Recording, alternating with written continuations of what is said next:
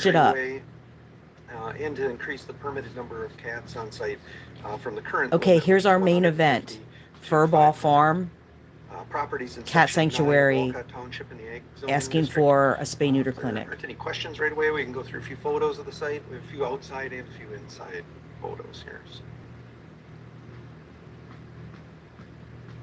And when you do get to the point of discussing conditions, there are some blanks in there. Also, staff has a couple of additions to a couple of them there when we get to that. So, fairly wide area view. You can see City of Faribault on the upper left-hand side, subject site just on the south side of the roadway there.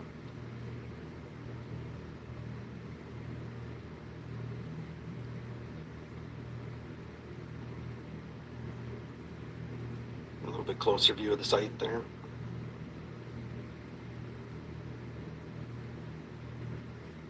And a little bit closer view yet. So this, the most recent air photo that we have is from 2023, which must have been just before they added the outdoor area for the cats there. That actually connects the two buildings that you're seeing in the photo. That's here. the site there. The main Purple. building for the animals is the one that you're seeing with the blue roof there. The proposed veterinary clinic would be in the building you're seeing with the brown roof on it. And then the home on site is off on the left-hand side. So let's be looking again at that main building from the driveway.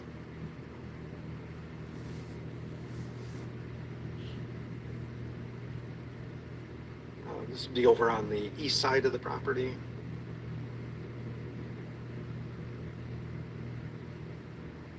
That same location. So that first photo we're on the east side of the property, but we're looking south. This is looking a little bit more to the southwest. The building that you're seeing is the one that the Spay and Neuter clinic would be placed within. At the time of the visit, there were a couple of vehicles that were over unlicensed or inoperable. The current conditional use permit says there are not supposed to be any to that. The applicant or the applicant's representative did send me the information on those vehicles on license tabs, so they had brought those to current. The outdoor area that I mentioned, connecting the buildings, that's what you're seeing in the photo here.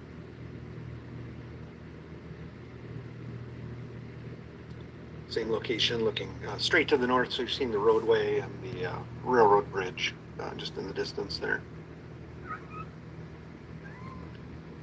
The parking lot on site, the home, just a personal building that had previously been the cat sanctuary building, I think 2 permits ago for the site. The building with the spay and neuter clinic proposal is behind us in this, and then the kind of the cat housing building is to the right of us.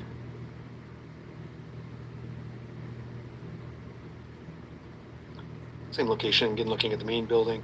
Again, one of the proposals is a new entryway. Right now they have a kind of a tent entryway there.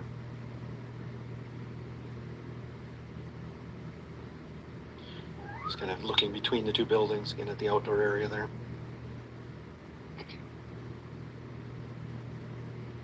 Some of the proposed merchandise sales.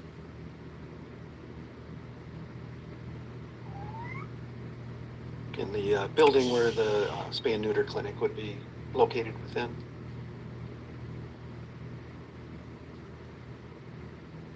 And this is within the outdoor cat area that's connecting the buildings there.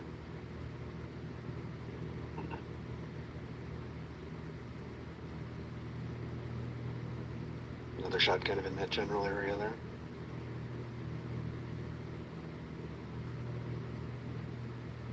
It's an outdoor covered area kind of connecting the building and that outdoor area. Another shot in that area.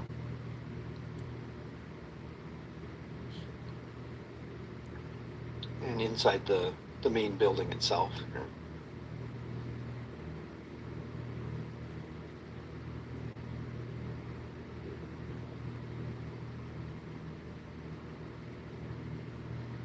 Again, just within that main building.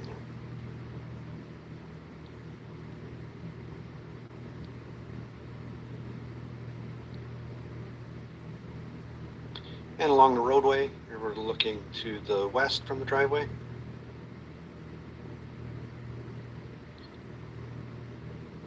Across the road, pretty much to the north, and the bridge you're seeing is the railroad bridge out there.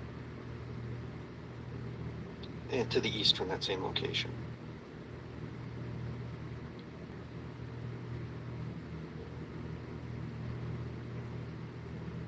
And back in, I believe that's same as the first photo, probably because there are a couple additional here. Just another one of the parking lot, main buildings on the left. The proposed vet building would be straight ahead. Stay in a personal garage on site. And the house on site. So that's the last of the photos. Questions for staff at this point, or?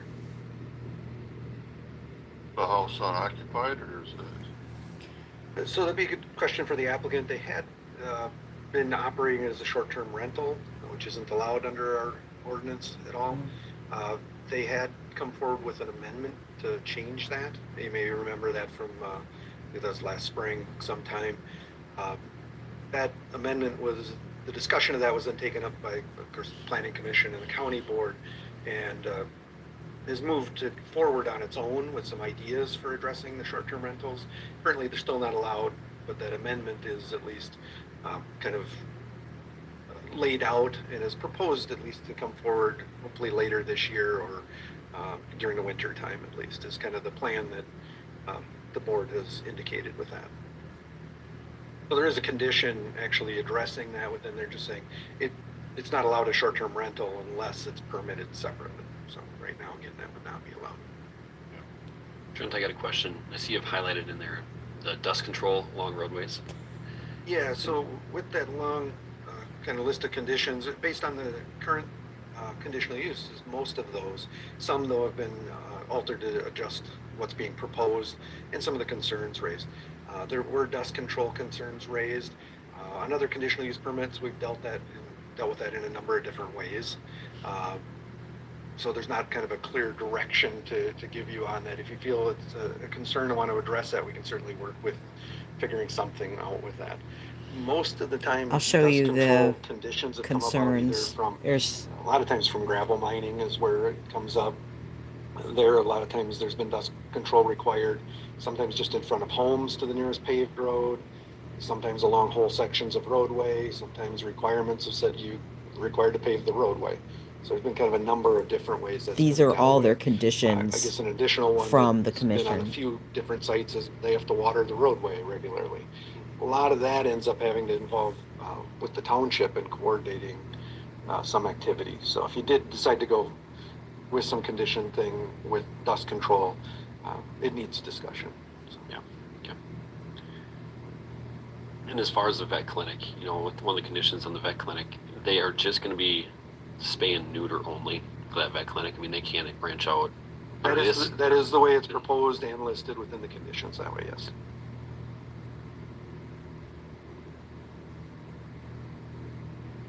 Any questions at this moment? No, not at this time. No. Okay, thank you. Thank you. Okay, the applicant or applicants, speaking for the applicant or whatever, forward, name and address. And Good evening. I'm Julie Marvetts, 1516 Willow Street, Faribault.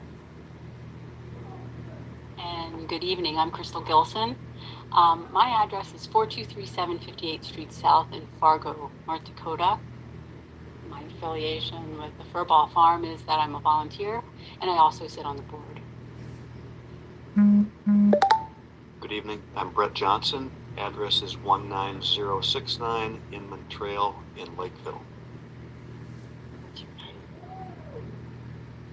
He's the treasurer and he's a board member. I just wanted to start out and let you know that we were formerly Furball Farm Pet Sanctuary. In the last year, we changed our name specifically to Furball Farm Cat Sanctuary. The calls we were getting for dogs, skunks, deer, rodents, we just had to clear that up. So our mission is for feral cats. In a nutshell, spay and neuter, spay and neuter. We preach spay and neuter. There's too many cats in this world. And so we're a sanctuary for feral cats. And so when we moved into our new building in June of 2022, we were really excited that we had this building that was built, created especially for these feral cats. And we work hard to rehab them to adopt them out. We had a huge social media presence. We had fun making our videos and reels in our new home and showing off these cats, showing off what happens when you take a feral cat. I just thought I'd show you a face of a furball. This was a feral cat that was live trapped and brought to us. And look at him today, he is now adoptable. And so this is our mission. We can't is see to it. be a safe place and hopefully one day adopt these cats out. Let's see. So as we're having Let's watch fun with the our chat. cats and our social media presence was growing, so was the pleas and calls for help. With there being no animal control in Faribault, we were inundated with pleas. Rescues are full. There are no low-cost spay-neuter programs in southern Minnesota. You have to go up to the cities. So 6 months into our new building, and these calls are coming in, and we're taking these emergency cases because our hearts are so big and we want to help, and we've got the space. And mind you, we were getting referrals from Faribault Police Department, Owatonna Animal Control, Kenyon, vet clinics in Faribault were giving us referrals, just giving out our number. And so we were donated a nice sum from a friend of mine. And I had asked her, I felt like we were spinning in circles, like, there's so many pleas, like, we can't take all the cats in the world. What do we do? And I asked her, I said, Beverly, could I use your donation to start up a low-cost spay-neuter program? We desperately need it here in Faribault. And she was thumbs up. Thus, that was the Dr. Beverly Stevenson low-cost spay-neuter program was born. That was born in October of 2022. Sadly, Dr. Beverly passed away at the end of November, but she got to see her program start, and I'm so thankful that at least she got to see probably a good 60 cats spayed and neutered under her program. So now we've got this spay-neuter program, and we're seeing farmers and people that feed cats in the trailer parks. They don't just have one. They've got like mamas and babies, and they're feeding all these cats, and farmers get cats dumped on them, and they can't afford it. And I get it. And that's the bottom line is they can't afford to spay and neuter. So we're using our monies, our funds. We're doing this program at Faribault Vet, which is a burden on Faribault Vet because they run their own practice. And here we're doing this low cost, using up their surgical suite.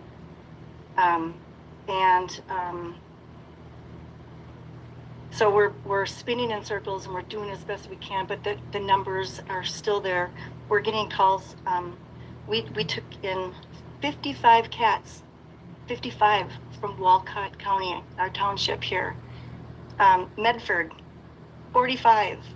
And when I got the phone call, they had said it was like 3 adults and 11 kittens. And so when I talked to the owner's brother had passed away. He lived in a mobile home park. And I was like, oh, we got this. It's only 3 adults, right? Or 5 adults, right? So I contacted Rescue 55021. We work hand in hand. They do the friendlies, we do the ferals. And so I just want to preface it why we want to up our numbers, if you're wondering why I'm giving you a little bit of backstory. So when Teresa and I and a couple board members went to this mobile home park, we had to wear a hazmat. It was disgusting. 45 cats were pulled out of there. We had a live trap. The person was deceased, and it was the ammonia that helped contribute to his death.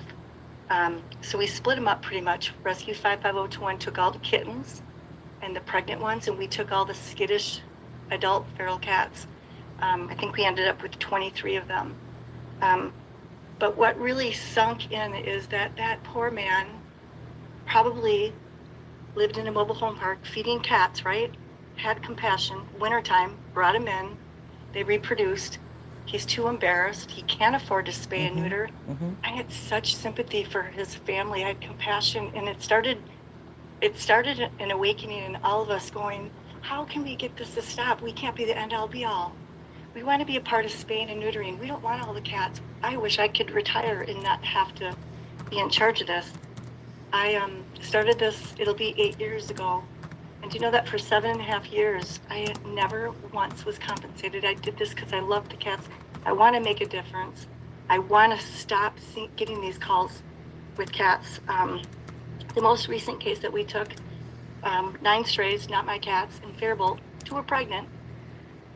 Rescue 55021 was willing to take the friendly pregnant one, so we had to make lemonade.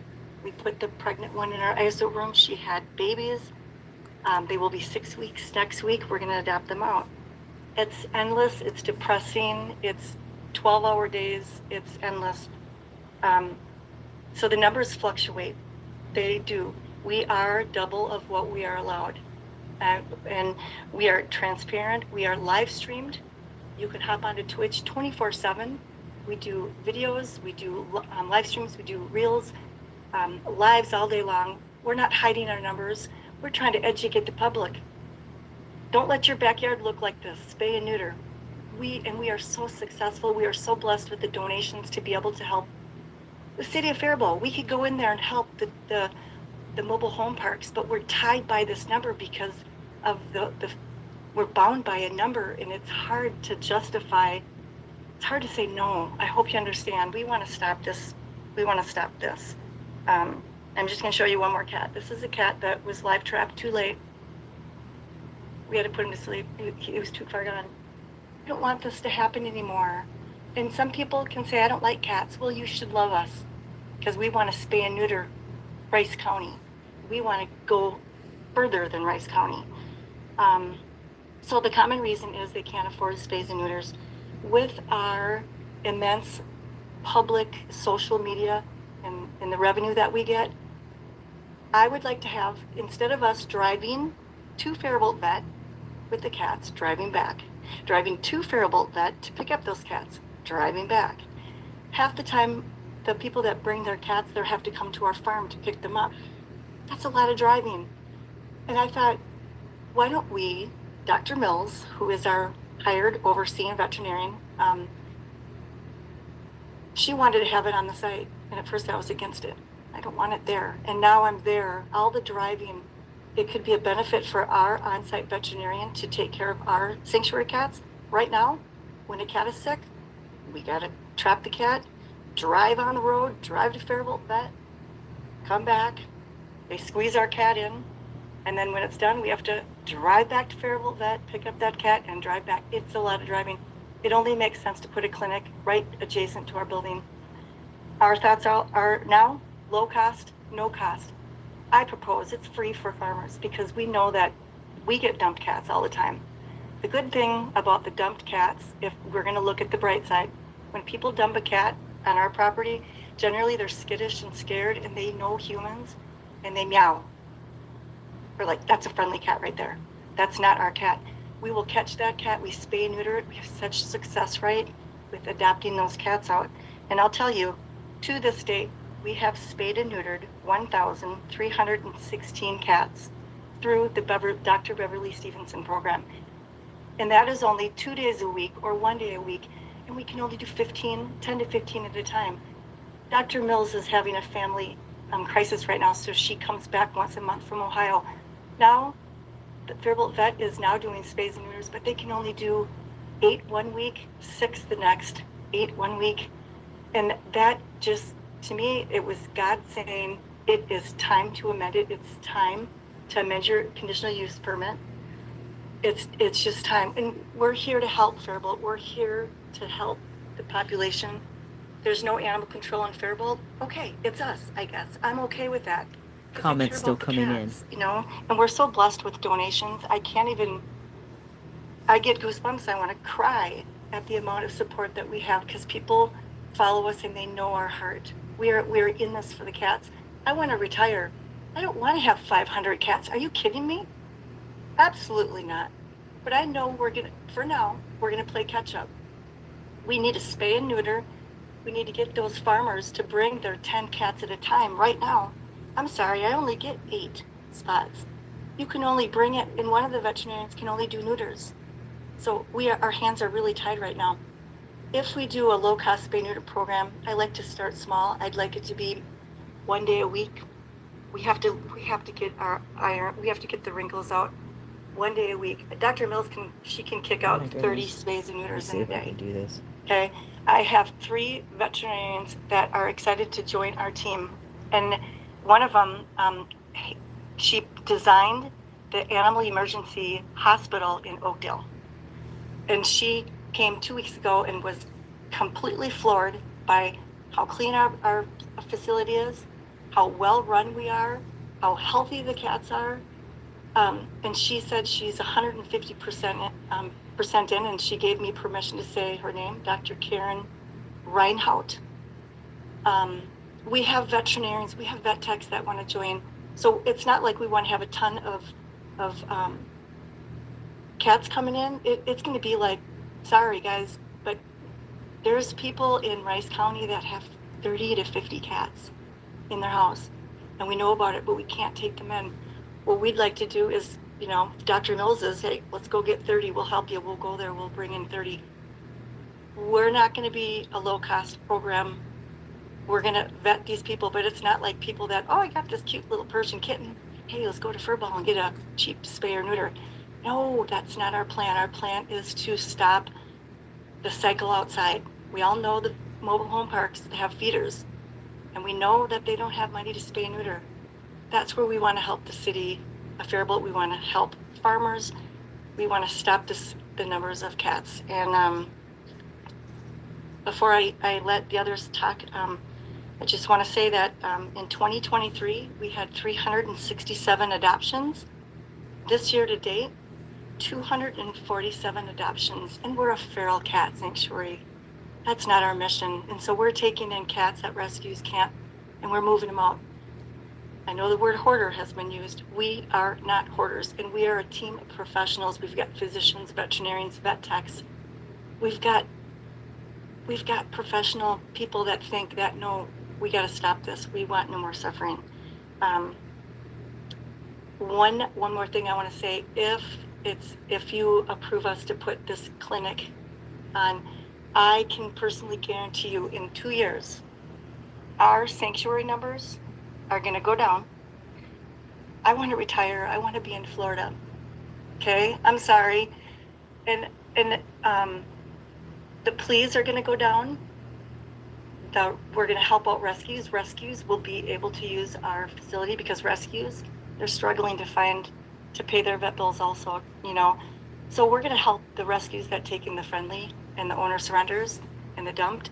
And then it's just going to be teamwork between the city and the county and all the rescues. To me, I call it rescue teamwork. And I just ask if you could up it so we have wiggle room, so we are always in compliant.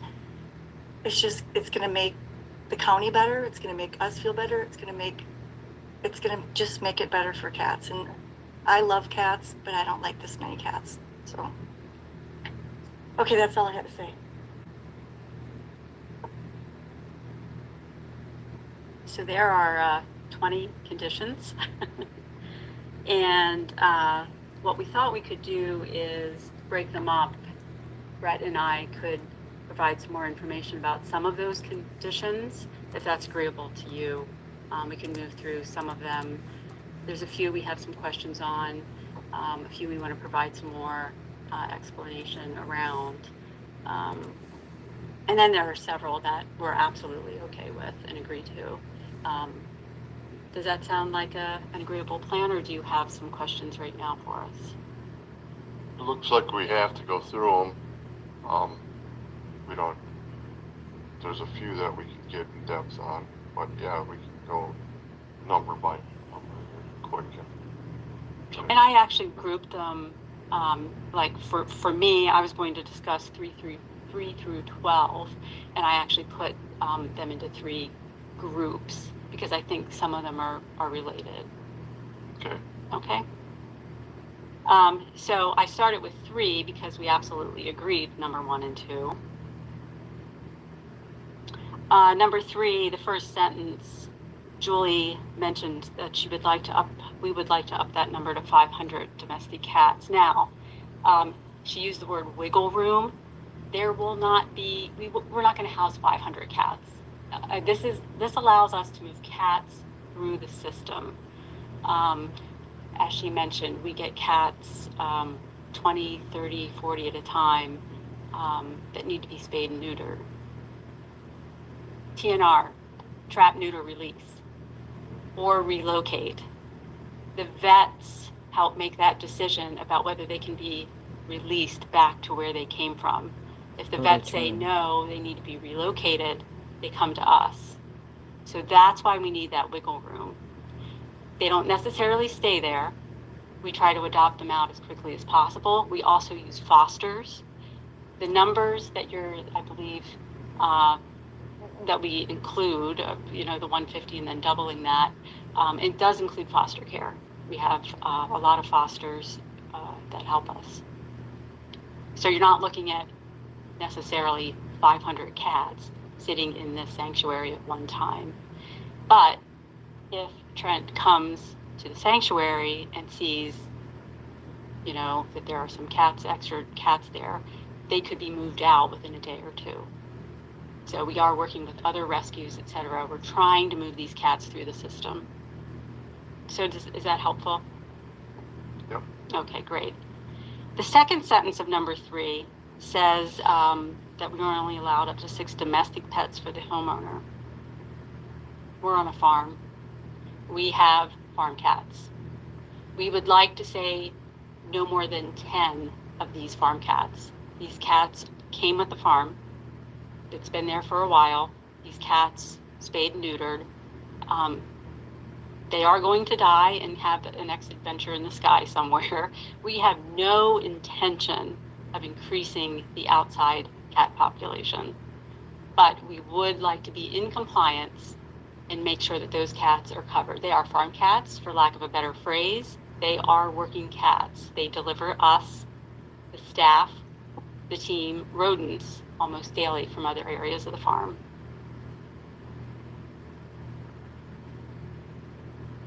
Question. Yes, please. So the whatever number of the ferals taken in, they are all contained, that none of them run loose. That is correct, absolutely. Trent, is it Trent? I want to make sure it's not recordable. Yes. He took pictures of inside the sanctuary. They have very large space inside. Yep. That is connected to a catio that is covered, and that is connected to a completely enclosed, what we call playground. Top wire mesh, nothing can get in or out. I don't know if we worked with Trent or not, but everything to code on those. How that playground is built, they are completely enclosed. None of them can get out. We do have some of those cats that are on hospice, which means we know they're going to die. While we don't, who knows when people are going to die or anybody's going to die, right? But we know that their time is coming. And there are a few of those feral cats that are so incredibly handleable that they are in the kitchen. And during the day, we let them essentially sit on the front porch. They get some sunshine, but they do not stay outside for long periods of time. They are not outside overnight. I believe when Trent has visited, he has seen those cats just sitting there. They also greet visitors, but they are not the extreme feral cats. They are handleable by all the humans. They just cannot be adopted necessarily because we call them P-cats or naughty cats, naughty potties, or they're on hospice, and we let them have some sunshine before they pass on. So these 6 Yes. to 10, Yes. they run loose though. They are free, yes. We understand that we need to provide shelter to them as well.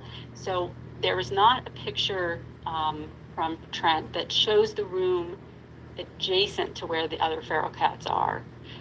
There is a cat door there. Those cats can seek shelter in that room. That's actually where they deliver the rodents as well. Okay. The farm cats. Yeah, the farm cats are in a separate room. Okay, thanks. Yes, thank you for the question. That's a great question. So 4, 5, and 6, really, it talks about, are these cats inside or outside? Which ones are outside? Why are they outside, etc. So I hope I clarified that, and with your question, I hope that helped. I do want to talk about that room, though, where the farm cats are able to get into. There is a door there, and it says here that we will not have that door anymore. I'm actually speaking to this one because I am actually very passionate about this. We need to keep that room open. We need to have that cat door available. I know Trent said this would attract other cats. I mentioned that we have no interest in growing that outside cat population. We know that our cats are not roaming off the property. We know that there aren't cats roaming onto our property. How do we know that? There are more cameras on this property than there is in Fort Knox. There are a lot of cameras. And on top of it, we have over 1 million followers on social media. And here's one good thing about social media. There's something called Twitch. We have people monitoring those cameras 24/7, and they tell us when something happens. We can see the dogs coming from the other property, roaming at 3, 4, 5 in the morning onto our property. We see that. We don't see cats roaming onto our property. What we do see is people dumping cats onto our property. And that is the second reason why I want that door to stay open. We have amazing professional live trappers. They can help us get those cats that are dumped. So let me back up to that camera. So we can see who's dumping. We can see their license plate. We report that. We don't have the time to file charges. Also, that doesn't help the cat situation. And if they're dumping more than one cat, they're dumping male, female cats, it's extremely urgent we get there before they start having kittens. So we can work with our trappers to get those cats. How long is that going to take? Maybe a week. It depends on the cat. It depends if they capture one of our 10 farm cats. It's much easier if that cat can go into that cat door where there are cameras. We can see that the cat is in there or the cats that were dumped. We can quickly seal that door off. And we've got some staff. Hannah is one of them, Chris. They can net that cat within minutes. And then we can get that cat through the system. More than likely, those cats that are being dumped, they don't really belong at our sanctuary.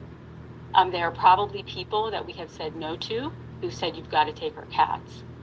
They are scared cats, but they're friendly. They've known humans. And so what we can do, get them, spay and neuter them, vet them, which by the way includes all the necessary shots when we do spays and neuters, and get them to other rescues and adopt them out. So are we attracting cats through that door? The only ones we're really attracting are the ones we absolutely have to find on our property. So those were the things that I wanted to mention about 3 through 6. Are there any questions? Was that helpful information for you to have a discussion? Any questions up to? No. Okay, great, thank you, I appreciate that. So the next group then is 7 through 9, and those are the fill in the blanks.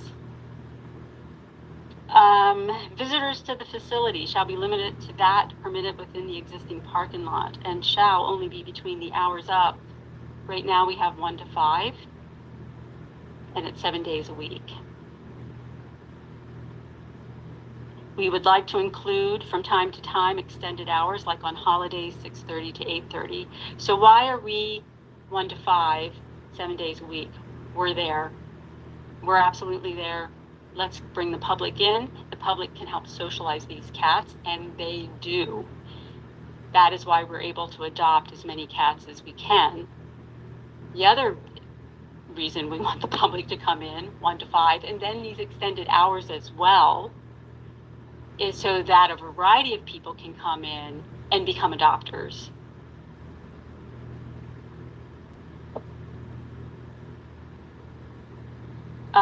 Number 8, we're fine with about the on-site accessory sales. Number 9 also is fill in the blanks, which is about the one special event per calendar year. That's fine. We would like to do one event. We have something called Furball Fest. It's a 2-day event. It's usually at the end of July. And let's see if I can read my handwriting. The hours of 1 to 6 on one day, and then 1 to 5 on another day, usually a weekend, with about 200 persons per day. This also is a great fundraiser for us. It's a great way to get more donations. Brought everything you see in those pictures, the building, everything has been donated. That's what's so incredible about this place. And these kinds of events help us. So that's what I had for 7 through 9, the fill in the blanks. Any questions or concerns about those hours? Not at the moment. Okay, great, thank you. Okay, let's talk about 11 and 12. I'm going to skip over the dust issue right now. We'll come back to that one.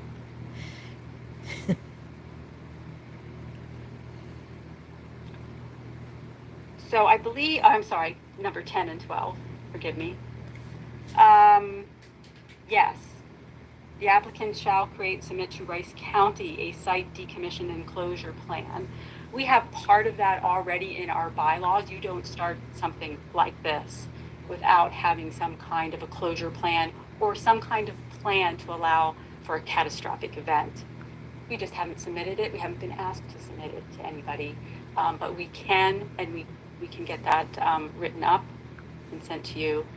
We want to beef up our bylaws to include that information. Number 12, the applicant or operator shall furnish Rice County a continuous $50,000 bond or other financial surety to ensure proper site closure and remediation. We would actually like to do a security trust, and we'd like to run that by our lawyer and our accountant to make sure that that is fine. We're happy to set aside $50,000 to make sure that should the county need it, we don't anticipate it, that it's there, but we also want that money to be ours at some point so that if we do have a catastrophic event or what have you that we need to close, that it's there and we'll use it.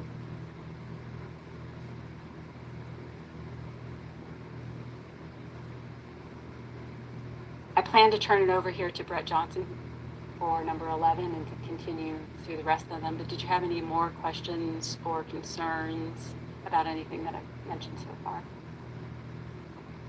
Going back to the door, explain that. You talked about the door for a while. Sure. Right now, the door is a 2-way entry. I mean, they can come and go. It's from like a one part dog of the shed. door. We call it a cat door. And the 10 farm cats, existing farm cats, they can come from the outside. That's basically for those, is what you're saying, and the That drugs. is for them. That is where they get their food, and that is where they can seek shelter. Yes. Okay. Because there was a complaint on there, I know, about animals coming and going, and how do you control them? So Yes, and I am happy to have that person come and sit down and look through the cameras. I come from the research world. There's what we think is happening, and then there's what's really happening. And those cameras can tell us what's really happening. Yep. Good for her. Any other questions about that door? Definitely. Can't argue with That's facts. on a building that if your outdoor facility goes from your new building to the very next building, which is the same building that has the cat door in the other side of it, correct? It is another room. I'm going by the pictures that I saw, and my question is, do cats from the outside facility, your patio or catio, have access to inside the room or area where the cat door is located? I guess. Oh, yes. Actually, if they go out into the kitchen, if they go outside, they can get in there. We quickly grab them and put them back in. We're just trying to clarify whether or not cats can go in and out by themselves. Yes, your Yes, the farmhouse cats can. My right. question is, your cats from the enclosure. Oh, no, absolutely Can not. they get to the area where No. the door is located? No. Thank you. Absolutely not. No. Thank you. I'm just trying to clarify that point. Yes, thank you. I think maybe actually, a visit. Love to have you come visit and show you. I like this person. Not the grumpy I thought you were guy. talking about the hospice lady. cats. If No, the I hospice was cats talking wanted about to crawl over there, we would From the go. patio into that building. I Right. was wondering if there was access. That's correct. No, they cannot. Nope. Those feral cats are completely enclosed. And honestly, they have a great playground with lots of enrichment.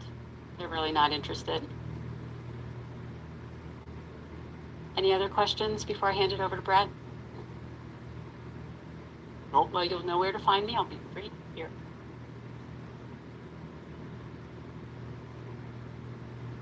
All right, good evening. I'll start with the dust control along the roadway. And I wasn't aware of any complaints about dust control. Maybe Trent mentioned something that was attached to this amendment request here recently.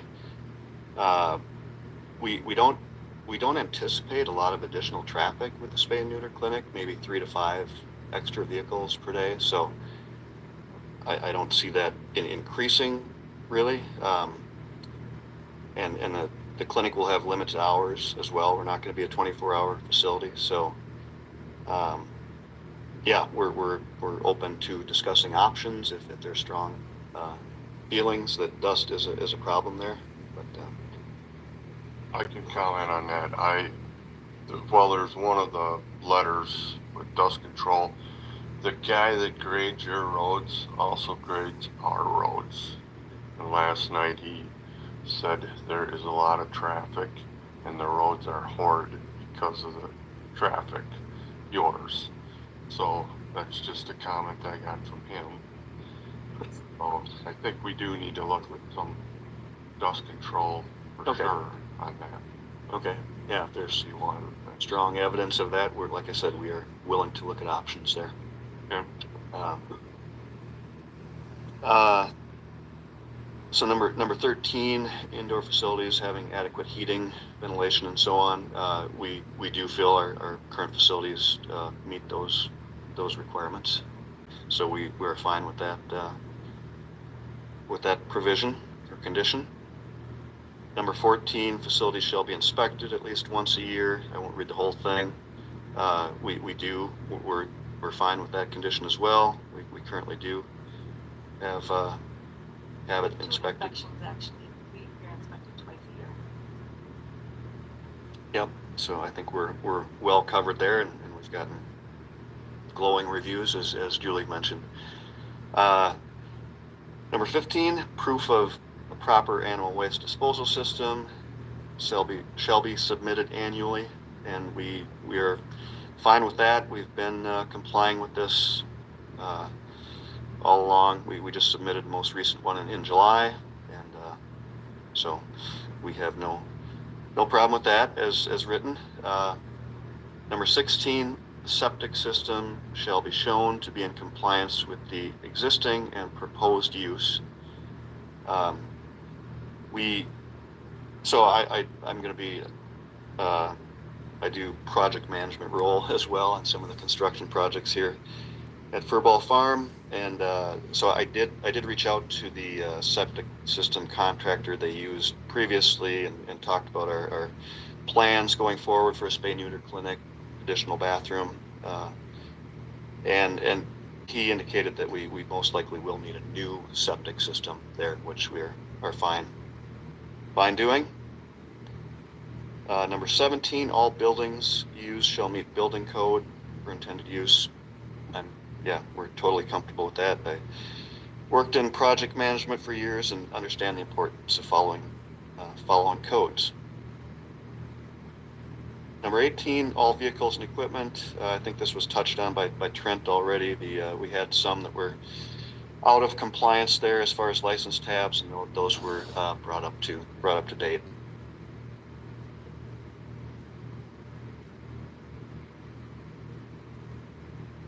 Number 19, no on-site camping, short-term rental use shall be allowed unless approved through a separate permit. And we definitely do not do the camping currently.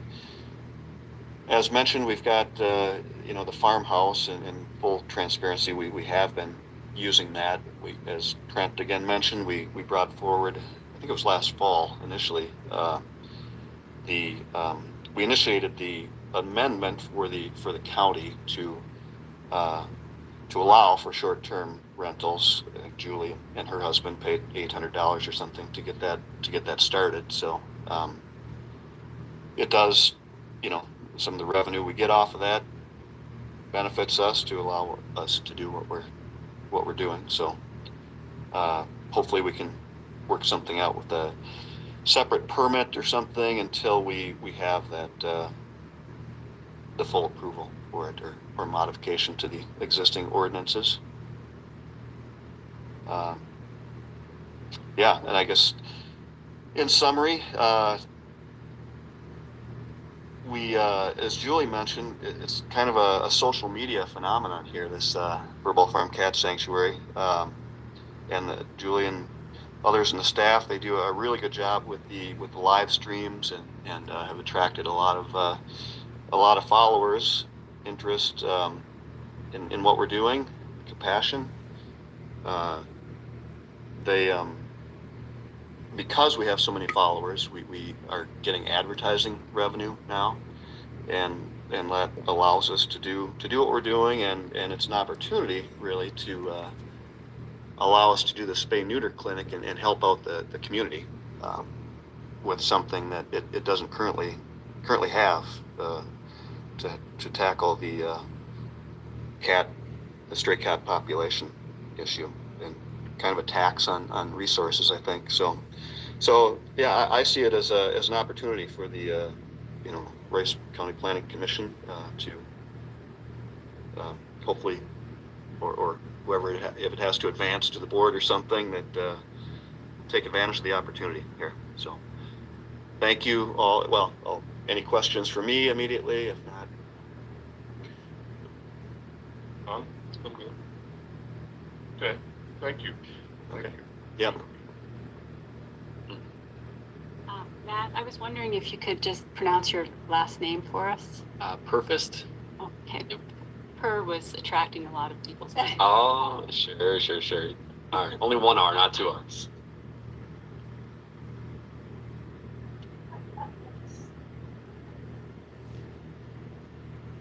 Okay, we will open it up to the public. If there's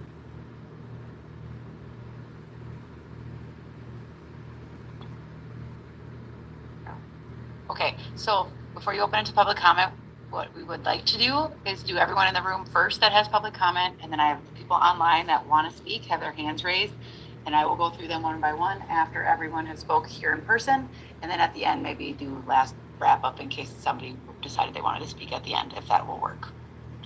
that will work. I'd like to remind everybody that there's a 3-minute time period.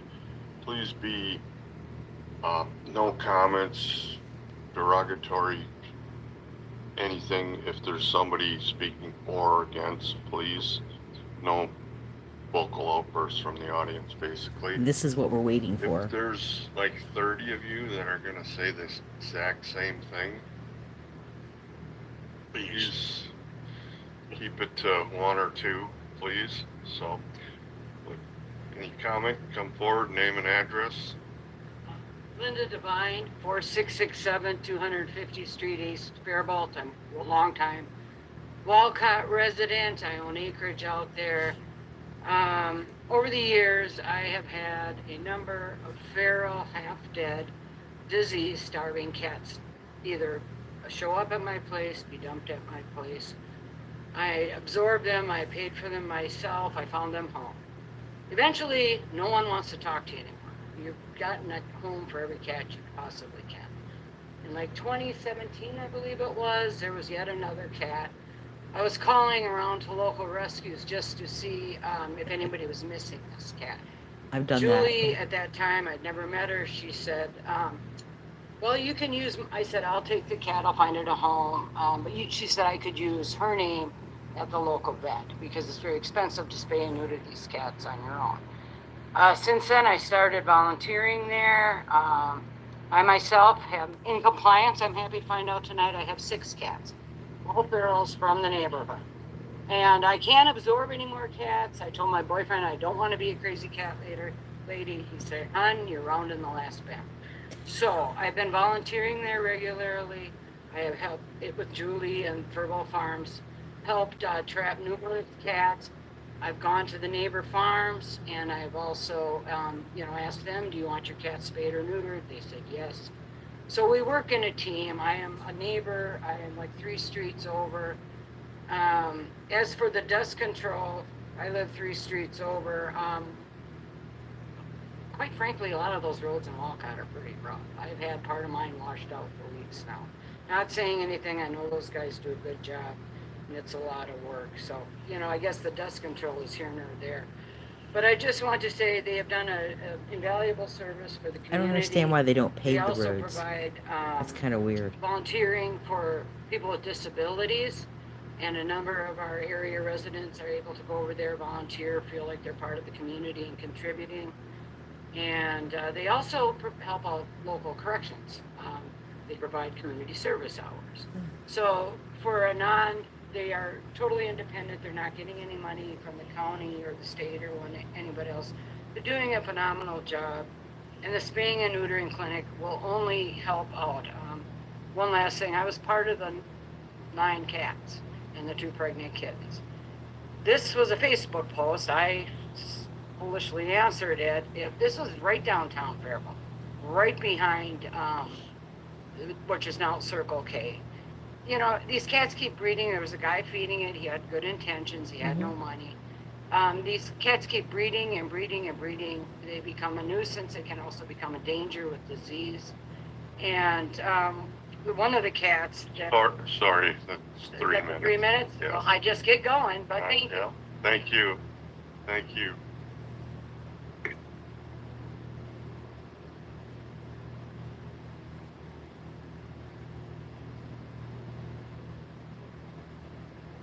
Hi, my name is Joanna Zachman. I'm at 416 5th Street Northwest.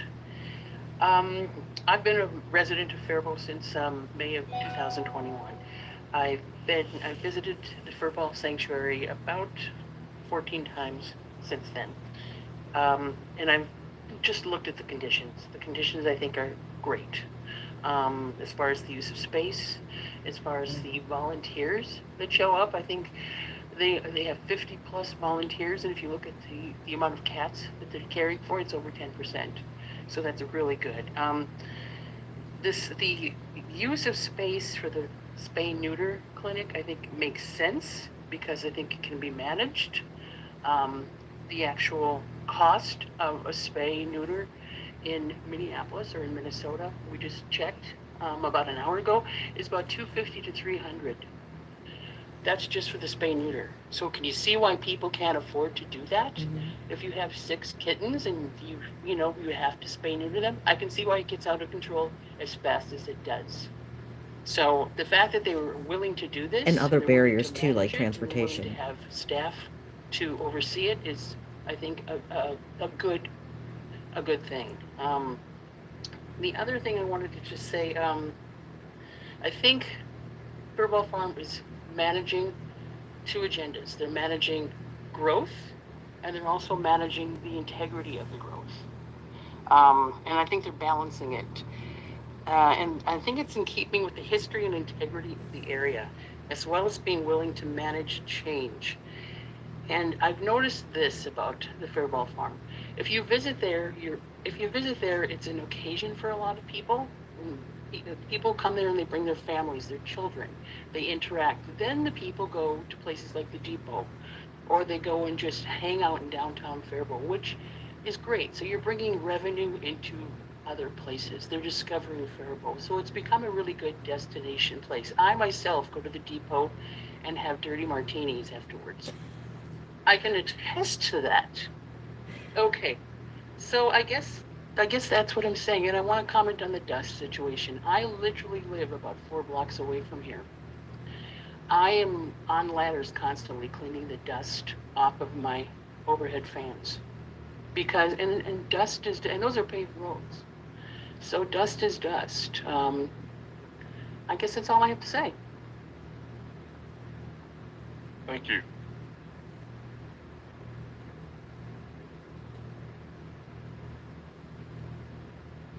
short.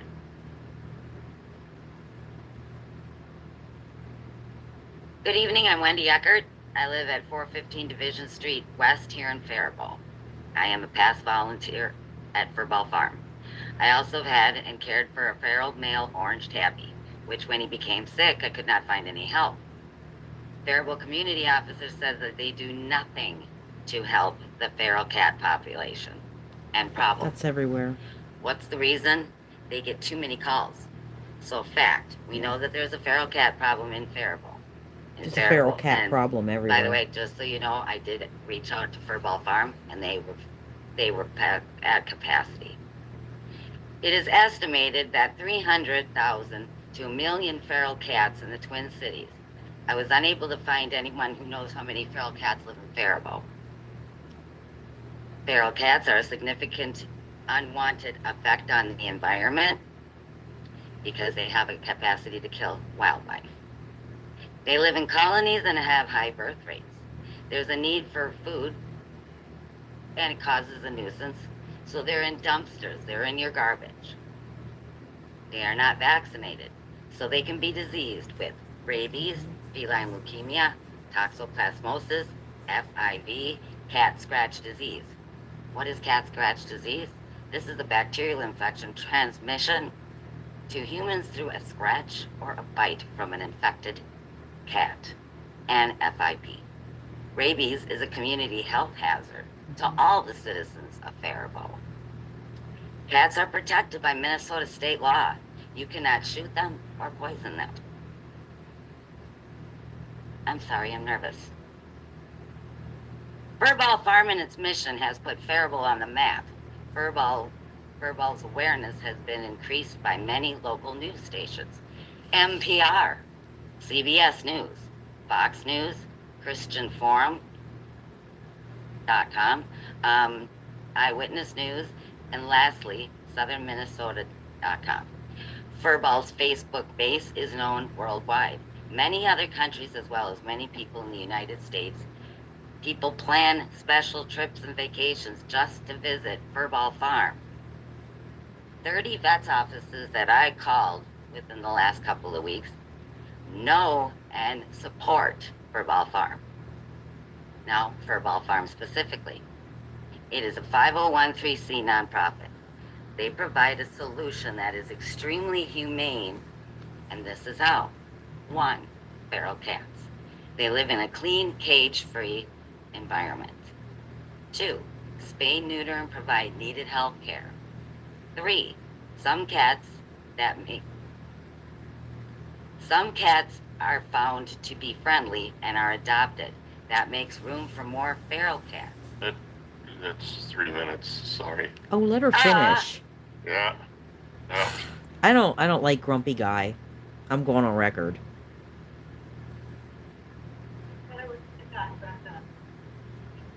My name is Janice Gaynor, and I'm at 19069 Inman Trail, Lakeville. She's my twin sister. She sucked me into this. I did this. I gave up my job to do this for many, many years for nothing. And, I'm going to tell you that everything that they said is awesome. I take most of the phone calls from the public, and people are, can I swear, are pissed when we can't take their cats. People swear, they're very angry because we can't keep taking cats. But you know what we can do? We can do a spay and neuter program where we won't take those cats, but we'll spay and neuter. I'm very passionate about this.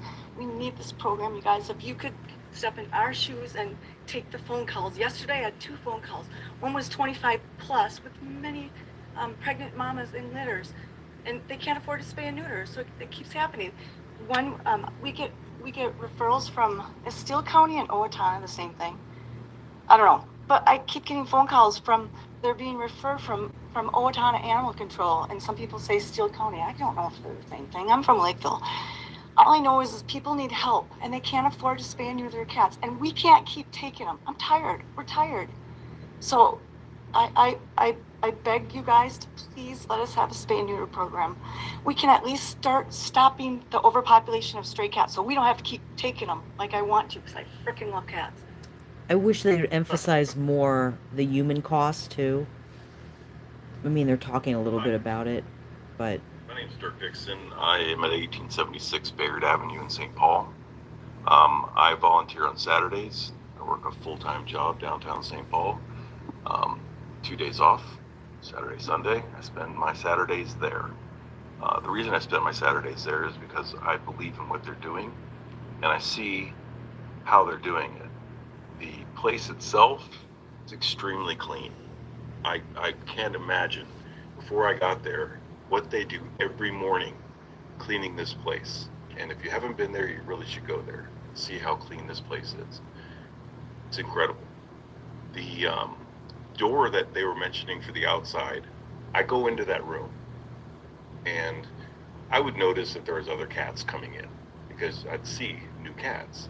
And I'm sure they do too. They're talking about it on Twitch and being able to see that. I know there's a discussion over it.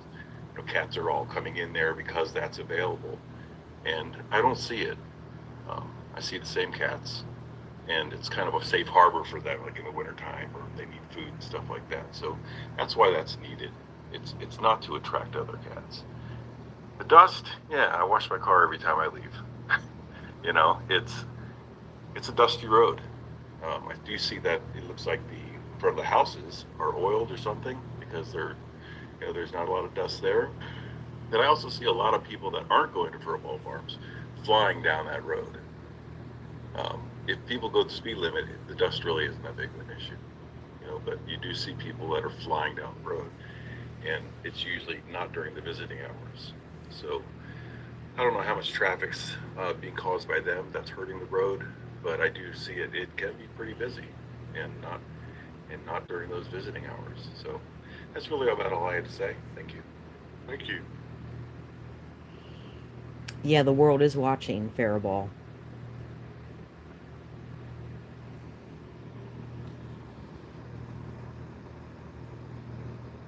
I am Melanie Hernandez, address 22900 Elbers Avenue here in Faribault. I have been a volunteer at Faribault for over 3 years, and working during visiting hours is one of my favorite times. I enjoy talking to people, finding out how people find us. Talking about the social media platforms is huge, knowing where we want to continue talking to people and finding more followers. But one of the greatest things that I hear is how healthy all of these cats look. It's one of the greatest pleasures that I can hear. The greatest compliment that I hear is how healthy all these cats look. Whether it is 50 cats, 150, or 300 cats, they all look amazing because we have these amazing volunteers here every single day. Cats do look really care healthy. for these cats, and I was very that's impressed one of my by the appearance greatest thing of is we do a the really good job facility. of caring for these cats, no matter how many there are. Thank you.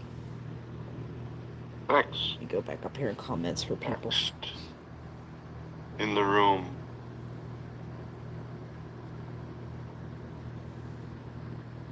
Doesn't look like anybody else in the room wants to speak. Shall we open it up? One more coming in? Like It looks that. like she was forced to come in. Imagine farmers complain about dirt. People have lost their mind. Got a whole book. It's 3 minutes, remember. I'll let them have more than 3 minutes. This is important. Hi, Brenda Dorr, 3366 220th Street East, directly across the road from Faribault. Just let me say before I start that I'm taking a lot of risk by coming out today. When Julie first moved in, nobody actually has moved in there, nobody's actually lived there, but when she first started, the first 2 years, I've been in veterinary medical field for over 40 years. So when she moved in, I found out that she had a rescue there, or you can call it a rescue sanctuary.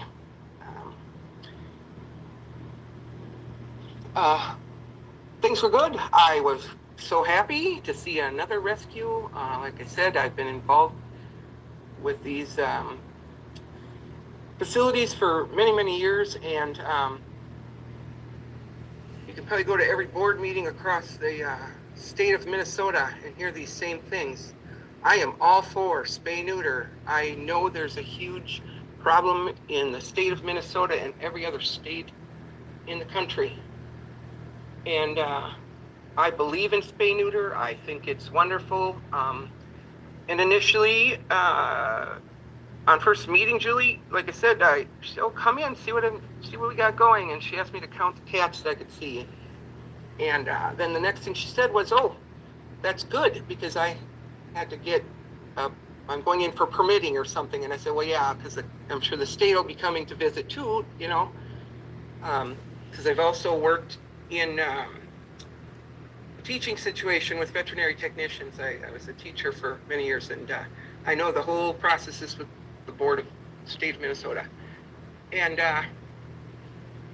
it was fine for a while, and then all of a sudden she thought I was turning her in for everything. So now, even this last week, on her, what they say, millions of followers, and 150,000 Twitch people, all I heard was bad words about me, all over the whole world. And before this week, I've gotten death threats. I've gotten harassment. If you happen to see Trent while you were out there, mine's the mailbox with the garbage this deep on it.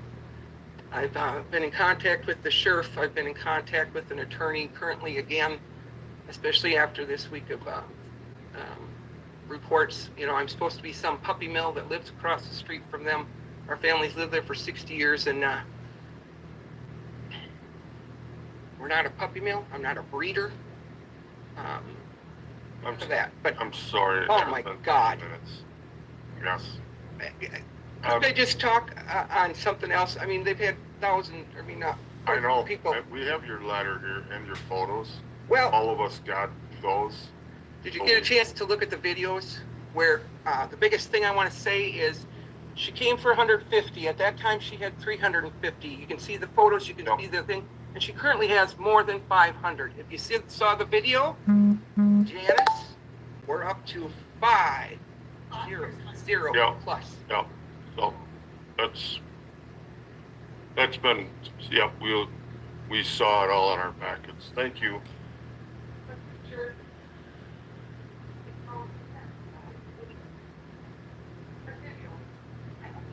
Okay, that's enough. Thank you. We do need to remain respectful. Anyone else? Because that's not a good look when you're an organization, to not be respectful. 3755 I'm just going to say 220th that. Street East.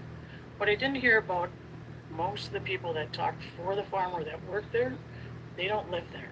They don't live on the street. Brenda lives on the street. There's one other neighbor here. Many of the neighbors don't want to come forward because they don't want to piss off the neighbor per se. You know, the dust is an issue, and the road conditions are bad, especially when they have events, which is they've had more than one event per year. You're kind of looking at it as this is it went from a sanctuary to a huge now commercial building. Of where does it end? And everything has been after the fact. Every permit she has gotten. Now this is the third time she's been here asking for something. So if you've got 500 cats now, what's next? So I guess that's my issue with it. You got my letter on it. I mean, got any questions, you can ask away.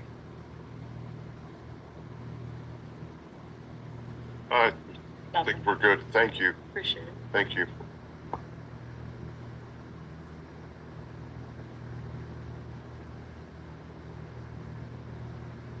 Anyone else in the room?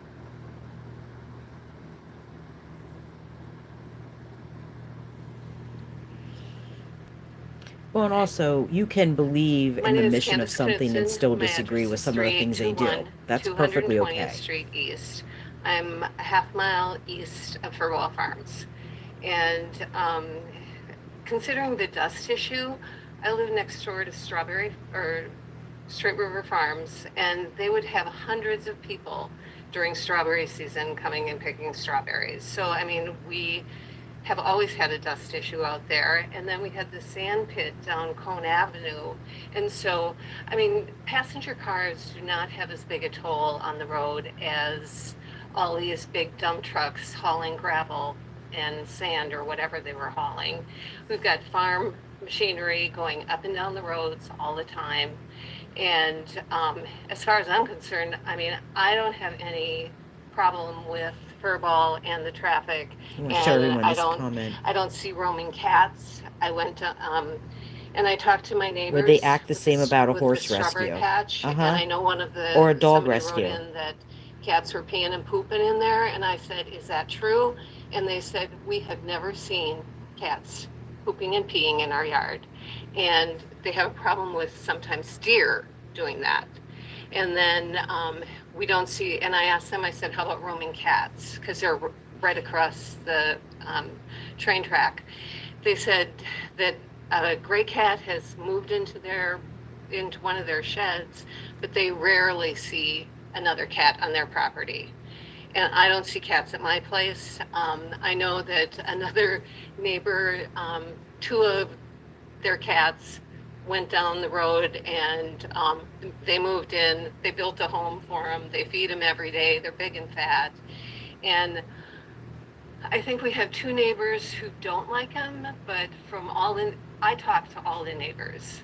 And I don't see that the last two people do, not nearly as much as I do. And I think, it's kind of like, yeah, I mean, it's not a problem. I am so happy.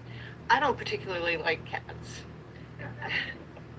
And so I have helped a lot with taking cats up to Golden Valley for free spaying and neutering. I can fit 5 traps in the back of my Prius, and I'll run them up there, and they were doing free feral neutering.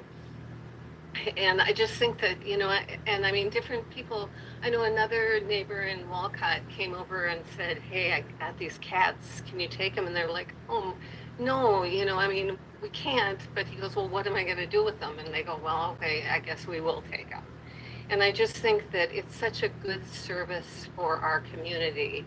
And I know that, our trailer parks are full of cats. We've got, there's cats roaming all over. And environmentally. Been 3 minutes. Yeah. Well, environmentally, they're pooping and peeing all over, which is not good. And we're having to buy all this food for them. But anyway, you guys give them a thumbs up and go out there. It's like amazing.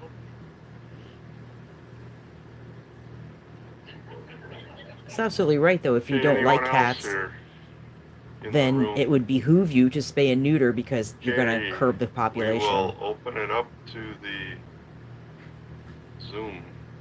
Oh, no. We have 4 people. Is it open?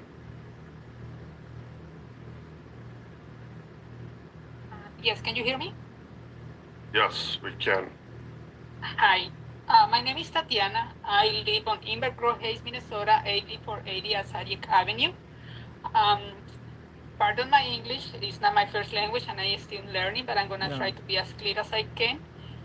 So I'm here to give my full support to Furball Cat Sanctuary on the building of this new facility.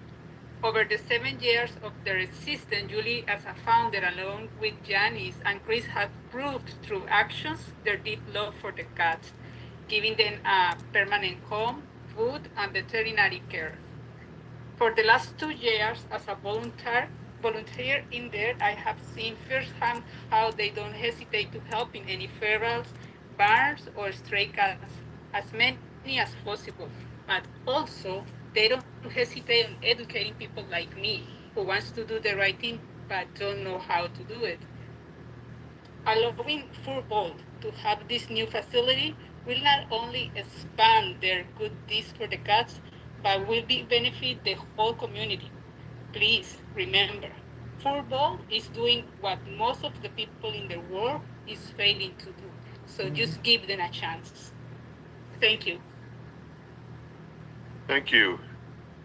Next. Hi, Hi, good evening, and thank you for this time. My name is Connie Cooper, and I am an out-of-state follower. I live at 10722 Renfair Drive in Blantersville, Texas. I've been following Furball on social media for just about 2 years now, and one of the things that I haven't heard this evening is some very basic facts, and Julie touched on the fact that she had spayed and neutered through the Beverly program over 1,000 cats. So if we split those cats into two groups of 500, one being female and one being male, every single cat that she had spayed, the females, was capable of producing 24 cats a year, if not more. The boy cats, there's no counting. They can just have a blast out there. And if you just put that into small numbers, just one cat, one boy, and one girl, how many kittens will not be born to be feral cats? Another thing that I have watched and just been enamored with is seeing the visitors come in and knowing that every one of those people that goes in there interacts with a cat. And I like to watch the kids because some of these kids have never seen a cat. Some of these kids don't have pets for whatever reason, or they just aren't familiar with how to treat an animal. And they're learning. The little kids are learning, and their little faces just light up so much when little cat comes up and rubs on them. And I put this in the comments at one point somewhere. I don't know where it is. But that visitation is crucial for socializing the cats and for teaching people. The spay and neuter it's the answer. If you just take cats away from a colony, it creates a vacuum in the community and new cats will come in. If you spay and neuter and they get returned to that colony, if they're physically and able and healthy, then they keep other cats from coming because they're pretty territorial. And it slows down the problem of these just so many cats everywhere. I strongly encourage that this clinic be approved and that their expansion of numbers of cats be accepted. And that's pretty much all I have to say. Thank you. Thank you. Next online.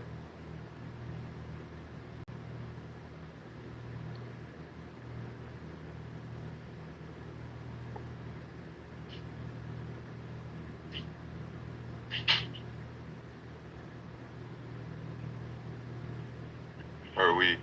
Hi. Are you able to hear me? Yes, we can. Thank you. I want to be brief, but I did write something because this is very close to my heart and I don't want to onboard or in any way. My name is Deja Bogan. I'm from Riverside County. My address is 15289 La Casa Drive, Moreno Valley, California. I am nowhere near local, but this is very close to my heart. I typed and annotated that I wanted to specifically say that Furball Farm, they're actively dedicating their lives to something very important, something very critical, and something that's bigger than themselves. Something that has a nationwide, potentially, as we've seen some in the comments regarding Sweden, a worldwide impact. They're an educational resource as well as a beautiful resource to the community they serve. Many states don't have any programs or organizations that come close to what Furball Farm Cat Sanctuary have developed with love, care, and discernment. They've already amassed a large worldwide support, supporting lives that cannot support themselves, that cannot advocate for themselves. And now they really, really, really need the county's support, and they deserve it. Because they are humane, they're thoughtful, and extremely logical, so far as being proactive and reactive at the same time. The individuals of Furball Farm are professional and growing for the best, and other cities and states would be honored and blessed, if you're religious, to have Furball Farm or an organization of that nature in their county or city. As I heard in a previous I just have to show you proposal, my I believe it was colony a member of cat. the board like that He was said born outside, it would be considerate to have and proposed I brought vet him care for, I in. believe it was the Well, dog actually, training proposal. yeah, it was a With process, the but amount of lives that are just in for the those of care of you Furball at Farm, Sniffler, spay and former neutering colony cat. must be approved as a standard for So safety, for care, we're Team and just Furball to Farm. grow in the right way while reducing numbers and in proactively working towards the future. But thank you. Thank you. Next. Yes, hello. My name is Lisa Lenzner, Lisa Marie Beans Online Community. I'm from Valley Forge, PA. I just want to say I've been following Furball for 3 years online. I've seen them grow from the garage to the place they're in now. And sometimes when you're watching, you wonder, where are all the cats? There's not that many cats as many people may think that they have, because you don't see them. There's a lot, but there's not as much as you think. And also too, they adopt out on a regular basis. So there's cats coming in, but there's cats going out all the time. So their mission is clear: to help cats control the cat population, and it benefits the community as a whole. And you could tell the passion that Julie has for these cats. She also helps other cat sanctuaries in the state of Florida, where she also currently resides, and she helps other cat sanctuaries and helping them control the pet population as well. And that just shows her passion and her love for these cats. And also too, you can see how extremely clean they are, and their professionalism, the whole team, how they clean every single day. They go on lives every day, and they show every single cat. They know the name of every cat, which is amazing to me. And they have a little bio and a little book of every cat's picture and their history, their health history. And if the cat is ever sick, they know exactly what to do. They call the vet. And so they really, really care and truly have a love for these cats. And it really benefits the community when they come to visit. There are people that are depressed, that are struggling with depression, that watch the lives every day, or who go to visit, and you could just see how much joy it gives them. So to take something like that away would be a sin. So please help them in their mission to help the cats in the community and to get the spay and neuter clinic. Yeah, I have going colony for them. cats I have to feed too. Thank you. Thank you. Next. Can you hear me? Yes. So my name is Candace Cassidy. I live in Austin, Minnesota. Let's put this up. I kind of dabble in the rescue community. I have a lot of friends on social media that are in rescue that I work with. I don't do anything near the capacity that Furball Farm does, but I just want to say that Julie has helped us down here in the Austin, Minnesota area too. In many instances, we do not have any resources down here in Austin, Minnesota. We have no low-cost spay-neuter clinic options. We have no low-cost vet services. We don't have any rescues that can take in feral cats and help feral cats, to spay and neuter any feral cats in any capacity to help feral cats.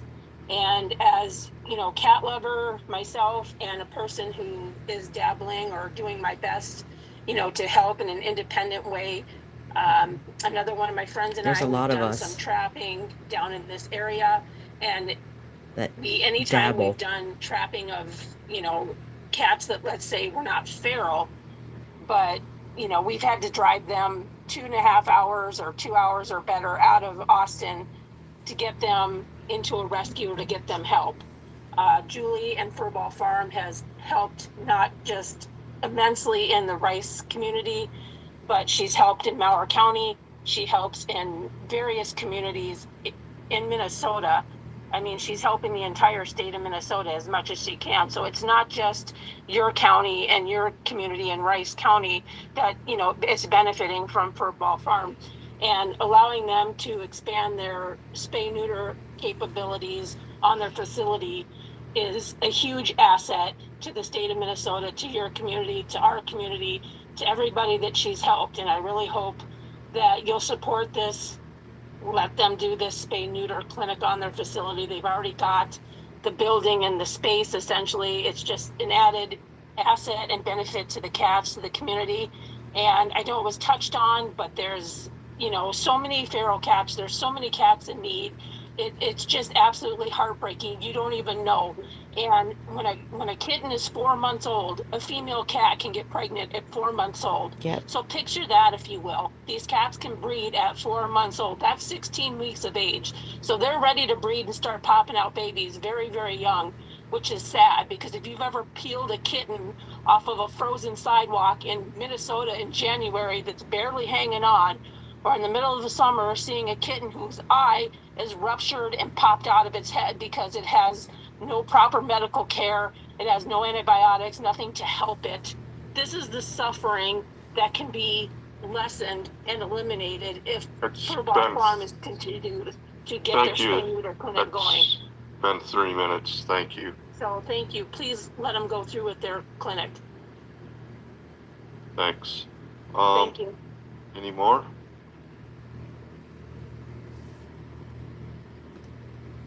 Okay, last call for both public people that are present and internet testimony.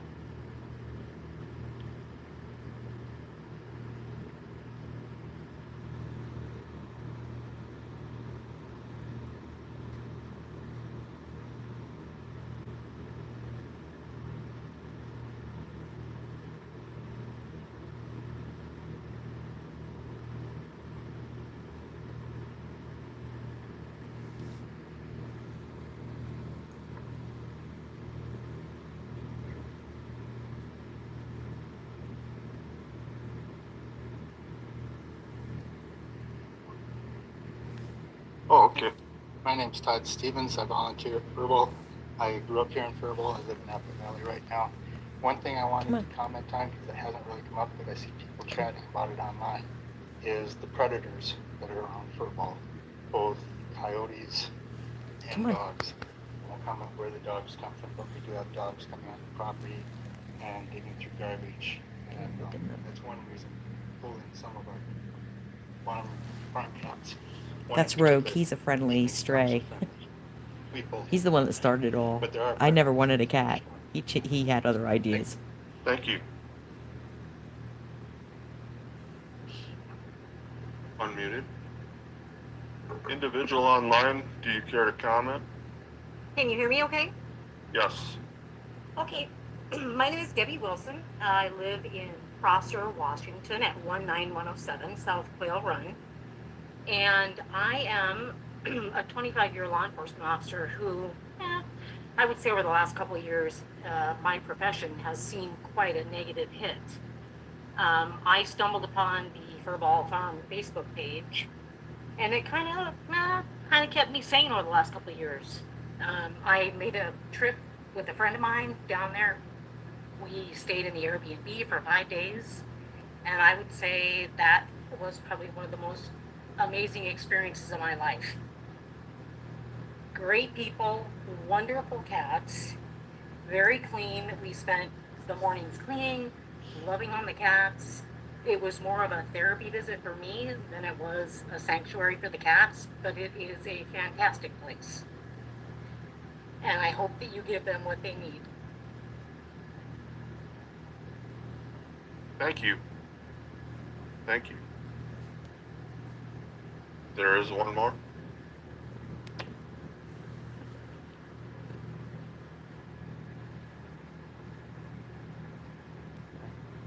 Hi.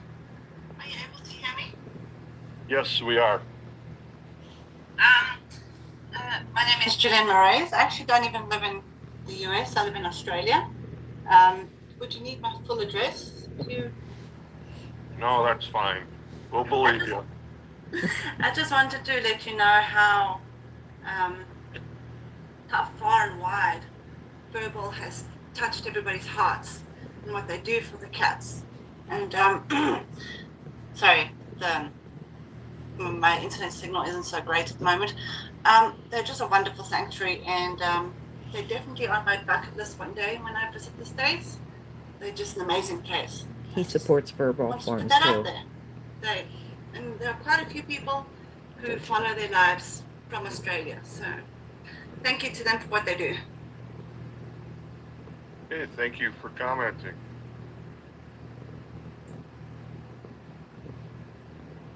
We'll do another last call.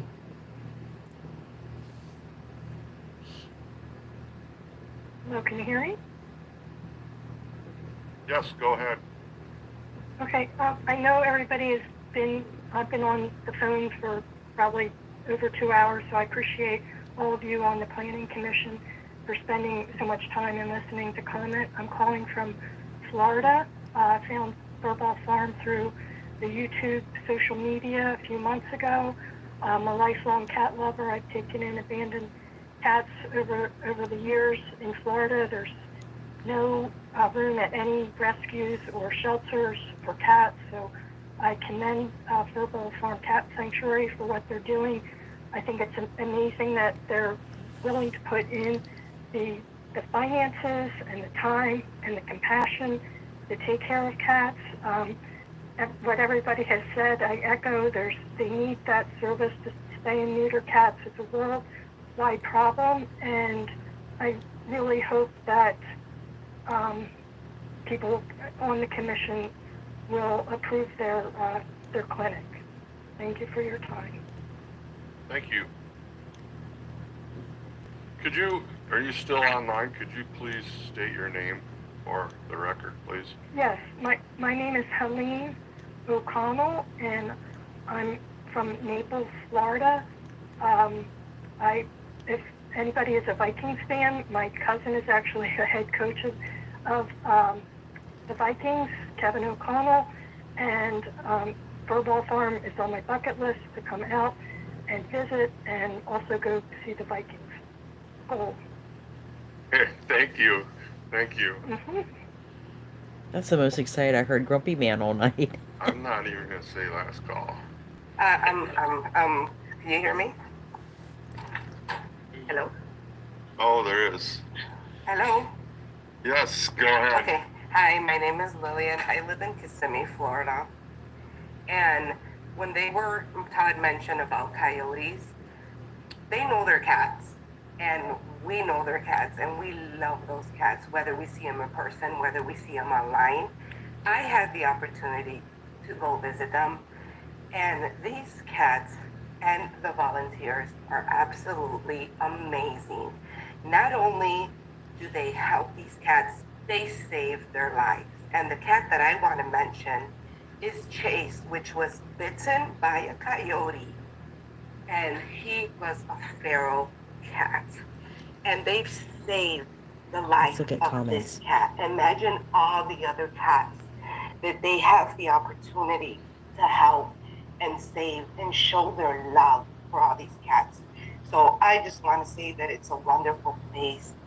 It changed my life when I went there. I plan to continue to go there, and it just touched my heart in so many ways.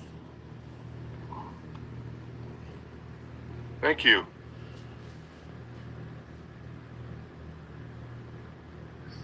There's still more comments, folks. Okay, go ahead. Whoever's ready to speak online.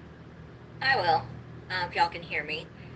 Yes. My name is Melissa Sudduth, and I am from Northport, Alabama. I'm also one of those people who found Furball Farm through social media. And I've watched them multiple times a day, for the last 2 hours, something to have on while you're doing all the other stuff. But one thing that I want to point out that I don't know that anybody's mentioned yet is they're asking for permission, not for funding. And the fact that they can do that is amazing. As I wrote in my letter, I am proud to wear my Furball Farm t-shirts everywhere, and it makes people smile. And so we, as their followers, we buy into this and we financially support them. So the fact that they're not having to ask the government for funding, or they're not having to put any type of financial drain on the county, that everything that they're doing is a benefit to the county. So, if we took a cost benefit analysis look at it right here, this is nothing but benefit for the county's, you know, humane society, animal shelter, animal control costs that the county would have to somehow absorb, or just have lots of dead animals all over the place. So again, the fact that they have the passion to stir up the passion in other people to be able to fund this entire place without asking the government for any money. All they have to ask for is the permission to do the things that they're capable of doing. I think that says a lot about what they're doing and how well they're doing it and what a big impact that they're making. So again, they're asking for permission, not for funds, and I think that that is amazing. And that's all I have to say. Thank you for letting me speak. Thank you.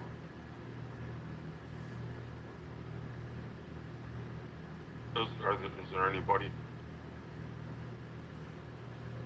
Okay, we are going to close it to public testimony and bring it back up. Too late. Bring it back up to the board.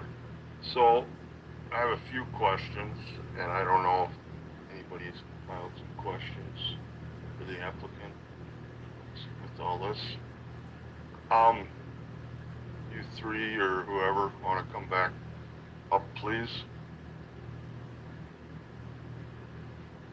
I'd like to clarify some things on the vet clinic, and I probably missed it here. Hours, are you looking at 1 day a week or what? My goal would be twice a week, so we could do 60. Like 1 to 5 you were talking? Well, or so for the vet clinic, so typically what we do is we would have them be dropped off by 8 a.m. or 9 a.m. And then they're usually picked up 3 o'clock.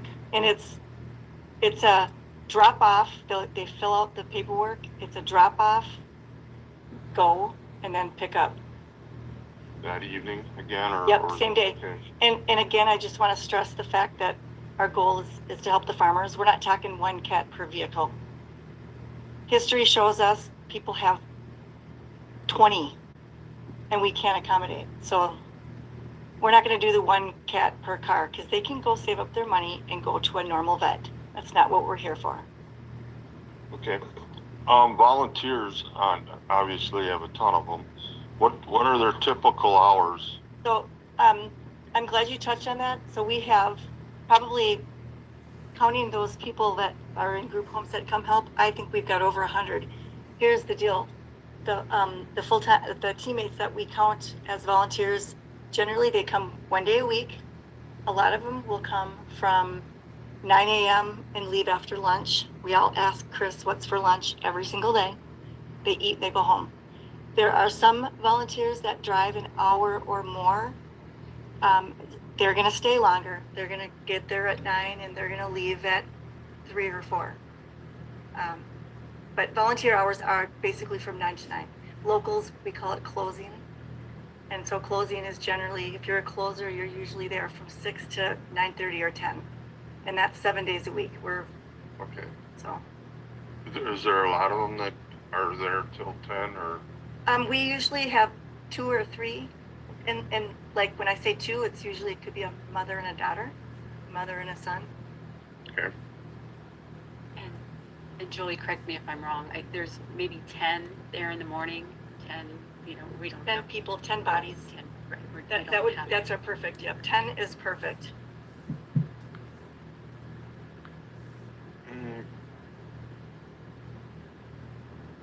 You guys had any questions? Not perfect. Not at this point, no. I can't. No, I think everything went through pretty good. I mean, there's a lot of stones unturned. Yes. Any recommendations? I think a couple, if we like this, I'd like to keep that. I know we go to 500, you're over twice as you're approved to now. I'd like to see that, maybe go 350 on the cats, and I know you're going to have variants to 400, and you're hoping that goes way down. The cats that can roam outside, I'd like to see that still down around 6, in my personal opinion. dust control. I think we should put it in there, and I think you should also talk with the township, Walcott Township. That's their road. So, and I think Whitty's maintains it, but it's Walcott Township Road. Most of the townships have a program for it, so.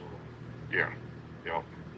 Property owners just have to get involved in the program and do what they need to get done. And the short-term rentals, basically, we're out on that until the county passes something. Come in on a different, whatever, conditional use permit or whatever we have to do for that. That's kind of what I've been jotting down here. I guess anybody else has comments, or I do like the vet thing to spay and neuter, and I just want to make sure it's a controlled, not a 5 days a week, and that it's done, I guess clinically. Minnesota Board of Animal Health will be directly involved with us because I have a kennel license. So, yep, and so that's why I have 3 right now licensed veterinarians that want to spearhead that. And they know I don't want this to consume any of our lives any more than it already has. I feel 2 days a week for Rice County and what we want to accomplish, that's more than enough. We want to add, that's what we've been doing for 2 years is 2 days a week. It's a lot of work. It's been a lot of driving, getting up early and all that. I like 2 days of work, 2 days a week. I think it's a good idea. So any other, what are you thinking here, You get guys? the number 7. Yeah. Do you got any Well, they questions? said 1 to 4 or 1 to 5 was the number 7. So, can I touch on the visitors? That's what we're talking about? Sure. One thing that we've noticed is that summertime, we have visitors. Our parking lot can be full. It's not like when we have an event where they're parking crazily. It's almost like a steady. We've noticed this week, we feel like orphans. It's been crickets because school started. So we can tell that with history, it's truly going to be summer, and yeah, dust. Hopefully it rains a lot, help control the dust. But I'm assuming like spring break, probably have more visitors, Christmas break, But I just think it's going to be like summer, mostly.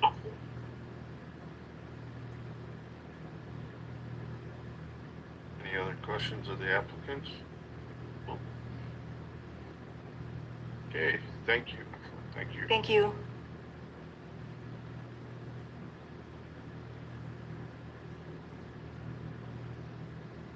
Okay. Oh, is that? yeah. I don't know if it's over. You go ahead. Thought that was abrupt. It's like, Through the we're packet done. and everything and whatnot, It's late. for what we're looking at here for amending with the permit. I think one of it is good additions, the spay and neuter, the merchandise, whatever. All those things are, those are all fine, yeah, whatever. I guess the one that, I guess I'm kind of agreeing with you, Charlie, is the number of cats. I guess I wouldn't be opposed to a small increase, but I don't think going to 500 is the right answer either. I do. But they're not all going to be there at one It time does now. seem like this comes up all the time, and it's always, well, they're way over already, and they're way over already, and they're way over already. So, a small increase, sure, to kind of, get that some of it under control, but and I can understand that a lot of want to say no, and I get all that, but I do think to a certain extent, controlling it first and then asking for more would be probably the better way of doing it instead of coming in and always asking that we're over After the fact, yes. I hate when people that have never done something decide that they know it all. For the clinic, I think it's great. As far as the number of cats and the number of cats outside, 6 to 10 cats outside, that doesn't, I think, push the needle too much for me. The number of cats, if they're at 150 right now, yeah, I kind of agree. Maybe 500 is a stretch, and they even said, I think Julie said that, that's a stretch. That's with foster. That's with, it's going to ebb and flow. I mean, I think that's with this type of business, it's understandable that happens. So Yeah, I that's think we what got they to mean. increase their cat numbers. I guess my happy medium was like 400 something. Try to keep a lid on it somehow. I just don't want to open up the floodgates. And my big sticking point, I guess, is for the neighbors. I was counting number of houses. I mean, I think there's 7 houses between there and the next tar road, which would be a mile and a half to the west. I believe it's the closest tar road. There needs to be some sort of dust control. Especially with this clinic, if we're talking 30 spay and neuters a day. I know the goal is to have large groups come in, but who knows if it's going to be 1 cat or 2 cats 2 years down the road. So I think there needs to be some sort of dust control in my mind. And I guess what I was just kind of going to propose, and this is totally flexible, but all of them 7 houses or whoever, the primary house on that road, between them and the closest tar road, if it's once a month, some sort of dust treatment system. I'm just throwing out ideas. I don't know how to really go about that. Yeah, I don't. Once a month is excessive. But I don't live on a gravel road. I don't know. So yeah, I think it's like at most twice a year. I think is normally what they do it. And then if they have to grade it because of the condition, traffic, then they have to reapply. Yeah. And after you There's some good reapply comments here. for a couple of years, they start going half rates. It works pretty good. It's a good product. Before we go any farther, I'd like to commend everybody that commented, even the neighbors. I know it's hard, so thank you. And we do take everything into consideration. So, okay. I tried to do a comment at the very end, and Grumpy Man goes, I still no. have numbers. I don't think we need to go to 500. Whatever. I have a whole And I YouTube am a platform feral to cat comment owner on. myself. A kitten came to our door 2 years ago now, so. No, that's all I have. I do know. It kind of seems like we need to almost split some conditions, maybe set different hours for the clinic versus visiting hours. Mm-hmm. So for condition number 7, it sounds like visitors are 1 to 5 on 7 days a week. Is that what the old permit read as well? Yeah. What did the old permit read? Or was it? Okay. That sounds. They should talk to I know Rogue. you're gonna get a lot of weekend. He used to live outside. That sounds fair to me for visitors. we just need to set the clinic hours, so it's what you're kind of getting. Yeah. Well, they kind of have We'll add that to another condition, essentially. evidence separate because they want to start earlier in the morning. 2 days a week, yeah. Or 2 days a week, correct? Yeah, instead of 7 days a week. Yeah.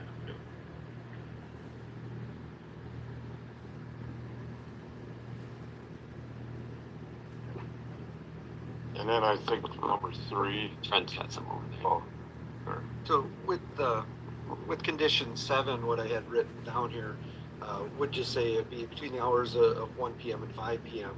You wouldn't, if it's 7 days, you don't need to list that at all. Okay. They did also discuss though wanting 6:30 to 8:30 on holidays. I don't know if you want to address that in that or leave that just 1 to 5. I mean, if they're getting in their permit, if they're already saying they're gonna have later visitors, we may as well put it in here if that's a condition, if that's what they're saying is already happening. Right? Sure. I mean, unless you guys have a different opinion on that. So that would say between the hours of 1 p.m. and 5 p.m. With the additional hours of 6:30 p.m. to, or was that, 6:30 p.m. to 8:30 p.m. on federal and state holidays. Would that be the wording you'd like? That's every day's a holiday. So. For some. Yeah. That sounds good to me. I guess the visitors aren't really trying to take care of the dust. Yeah. That's all they mean. Number 3. I think we've all kind of in agreement with 400 domestic cats and keep it at 6 domestic pets for the homeowner. I'd like to see that.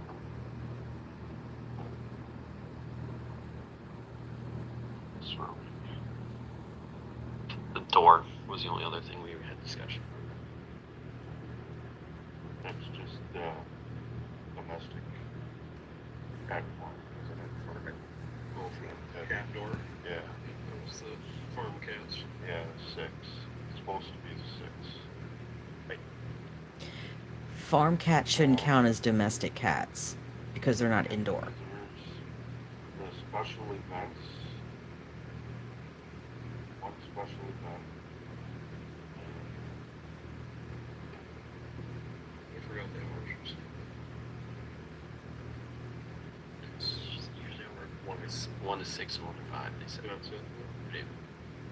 2-day event. 100 persons. Just say 1 to 6. Unless it starts at 1. Well, it said it's 1 to 5, 1 to 6. Oh. They 1 to 6 for both days. Okay, gotcha. That was a long time ago. Yesterday. That sounds good to me. And the number of people on Everybody's in site, favor of that? the number of persons on site would be 200. 200.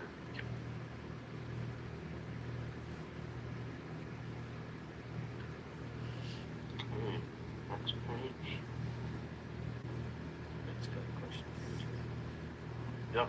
I just want to make sure, so on condition 9, it would say the operation may have one special 2-day event for visitors per calendar year between the hours of 1 p.m. and 6 p.m., including up to 200 persons on site.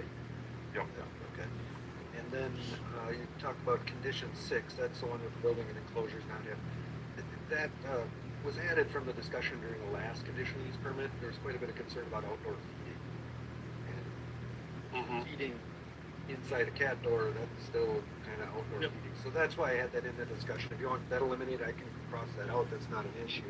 I just wanted to explain that's why that came about. I think I remember the last time there was feral cats coming in outside. I think they must have had more outside cats. But if it's 6, I got you there. That could still tread. In my personal opinion on that, it's like a farm cat. You know, it's a farm cat. They should have shelter inside as well too, right? And if they're, I don't know. If Yeah, they're talking I the same agree way, with Charlie, this But the 400 comment. cats, I mean, they've proven that basically they're not getting themselves out of the structure, right? So I mean that door essentially is for their own 10 cats, and then for the strays that come get dropped off. Julie mentioned if they're, like Director Julie mentioned, if they are gonna have 200 people on site, they'll have to have a parking plan for that. Yeah, I was just going to ask the same question. How are you going to park 200 people? Okay, well, we'll have to have that another condition then. They do have a parking plan, she says, but Would that kind of fall into number 9 also, though, subject to compliance with the Rice County? Yeah, I agree with this too. Provisions, so I gotta have some type of parking plan right there. just so they know, yeah. It's kind of ridiculous to put a cap on the outdoor cats. Do they do the same thing for farm cats? So that one I just added, subject to the large gathering ordinance provisions and creation of a parking plan. Okay.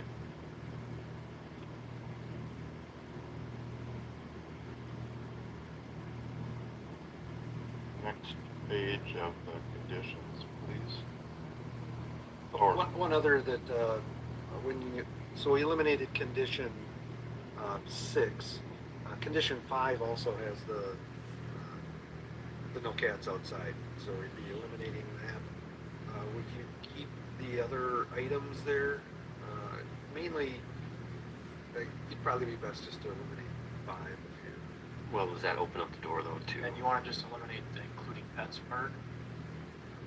yeah, Because I think if you eliminate 5, that might read Outdoor that. cats are, I'm sorry, but the just to reinforce. farm cats, the outdoor cats, Okay. they're not pets. No, They're not. Yeah. And then cross out the 6 domestic.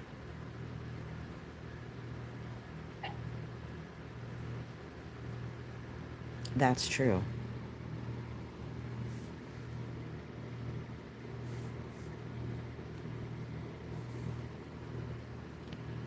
These aren't pet cats, they are working cats. So that condition 3 would say in the let's see, I think you were talking about 400 in there, right? So there should be no more than 400. Instead of saying domestic cats, we'll say sanctuary cats at the site at any one time. Only other animals allowed at the site would be the 6 domestic pets.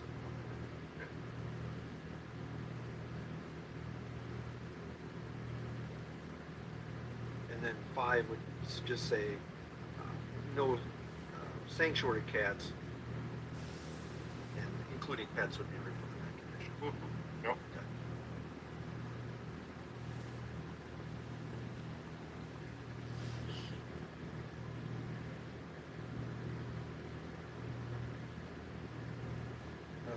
Just since I think we finished the first page, I had a couple of little comments that have been submitted from other staff for some inclusions previously here. So in condition 10,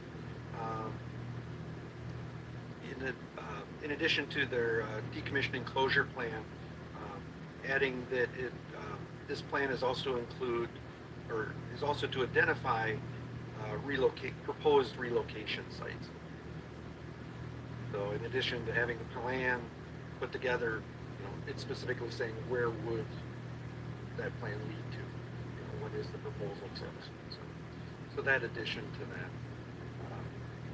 Condition 12 would have an inclusion saying the surety must be approved by Rice County Attorney's Office. That's been fairly standard in our surety type approvals. It just wasn't listed in this one. So they could do the other. Yes, anything to cover that. Under where it's saying other financial surety, we just want to make sure that that's approved by the Attorney's Office as being appropriate for that use. And in condition 14, where the report is to include the number of animals on site, it would say the number of current animals on site and a summary from the past year, animals moved in and out of the site. Now that, saying that the veterinarian is going to have to put that in the report, that information is going to be coming from the records of the facilities. Since I'm just running through these, so you'd split the hours out. So condition 21 would say that the Spay and Neuter clinic shall only operate 2 days per week between the hours of, I had down 8 a.m. and 5 p.m. I think that covered the hours they were talking about. And then we have kind of a lengthy one dealing with dust control. Comment says it's amazing how thorough they are being on this. Those 2 days a week. It's splitting dust control hairs is what it condition is. 11, again, it's kind of rambling here, so it might need some correction, but I just have down that by July 1st of each year, the operation shall provide dust control on 220th Street East for all homes in front of, for all homes between County Road 19 and their driveway. Dust control shall include an area of 100 feet on each side of each of those driveways in front of the homes. I don't know if that, again, we can adjust the details to that and I can fix the wording a little bit. But, so, how long of a stretch is it from the highway to the 1.3?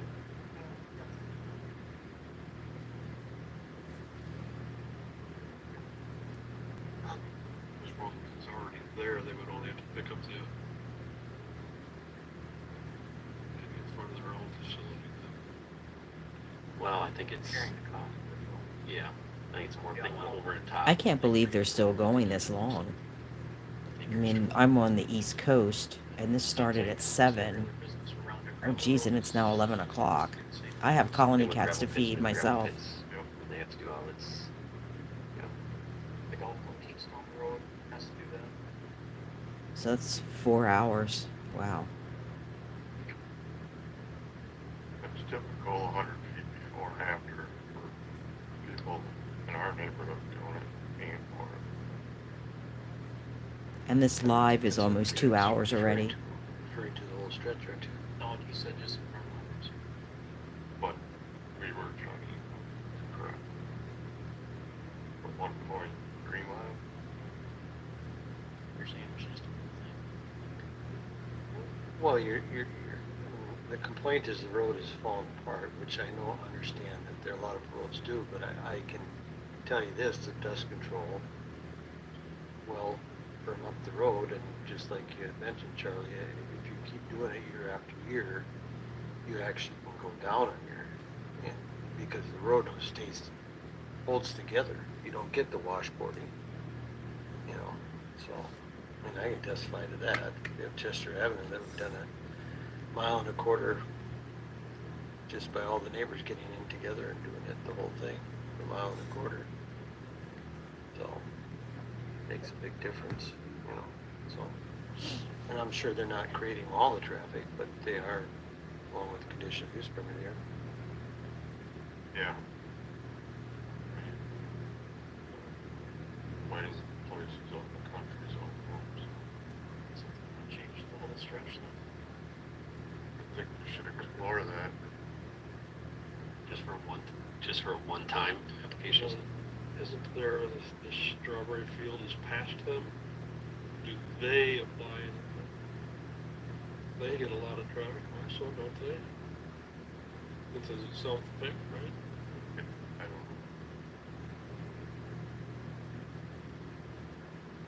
I'm not sure. I would strongly suggest, though, working with the township on that. A lot of times they have contractors that do their stretches stuff, and they get better deals. So, and then they know when they like to grade once in the spring, do good grading, and if they're going to add rock, they prefer no dust control on it at that point, and then they'll dust control right after that. So it's kind of keep in touch with your township supervisors. I would make the condition. Yes, we are, but yes, when we do it, you you know, need to be, yes, in contact with the township, yes. you put it on July 1st, and Bill Meyer shows up July 2nd, you know, it's wasted. So it's, you know. I guess I wouldn't say it's minimum in front of the houses, but I find construction. My guts kind of tell me just in front of the houses. It's a nonprofit at the end of the day. But I don't know, maybe should factor into it, but I would just say in front of the house is 200 feet. We can try. I'd be happy with that. It works in a lot of our situations. Someone said, these men are liberal What you idiots. originally What is the had, yeah. difference from 350 or 500 cats? So I started to rewrite a little bit, at least with it. So, but overall, it would say the operation shall, and then comma, in coordination with the road authority, provide dust control at least once per year by July 1st for 220th Street East, for 100 feet on each side of the driveway, each home driveway, 100 feet on each side of that, for all homes between County Road 19 and the driveway, the site stripe.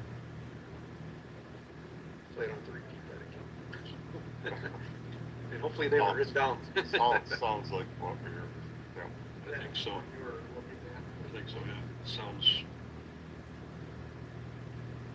I don't even know what number they're on. They're still discussing the road, which is 11.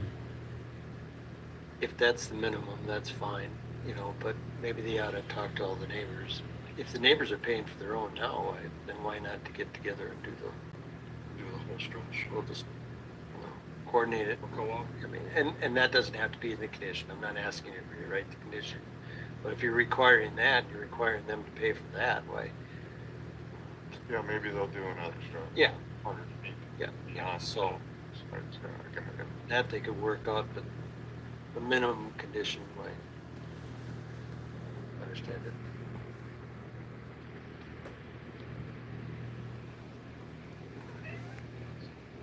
I think that was it on your list, correct? Okay. Conditions?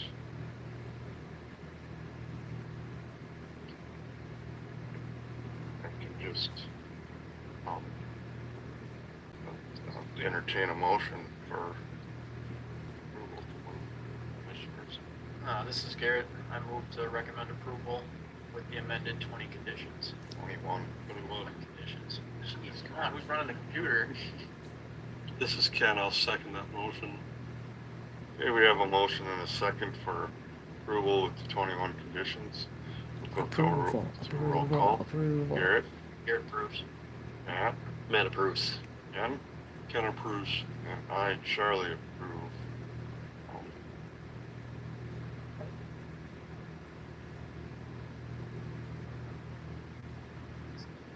It's just one step, though. Remember that.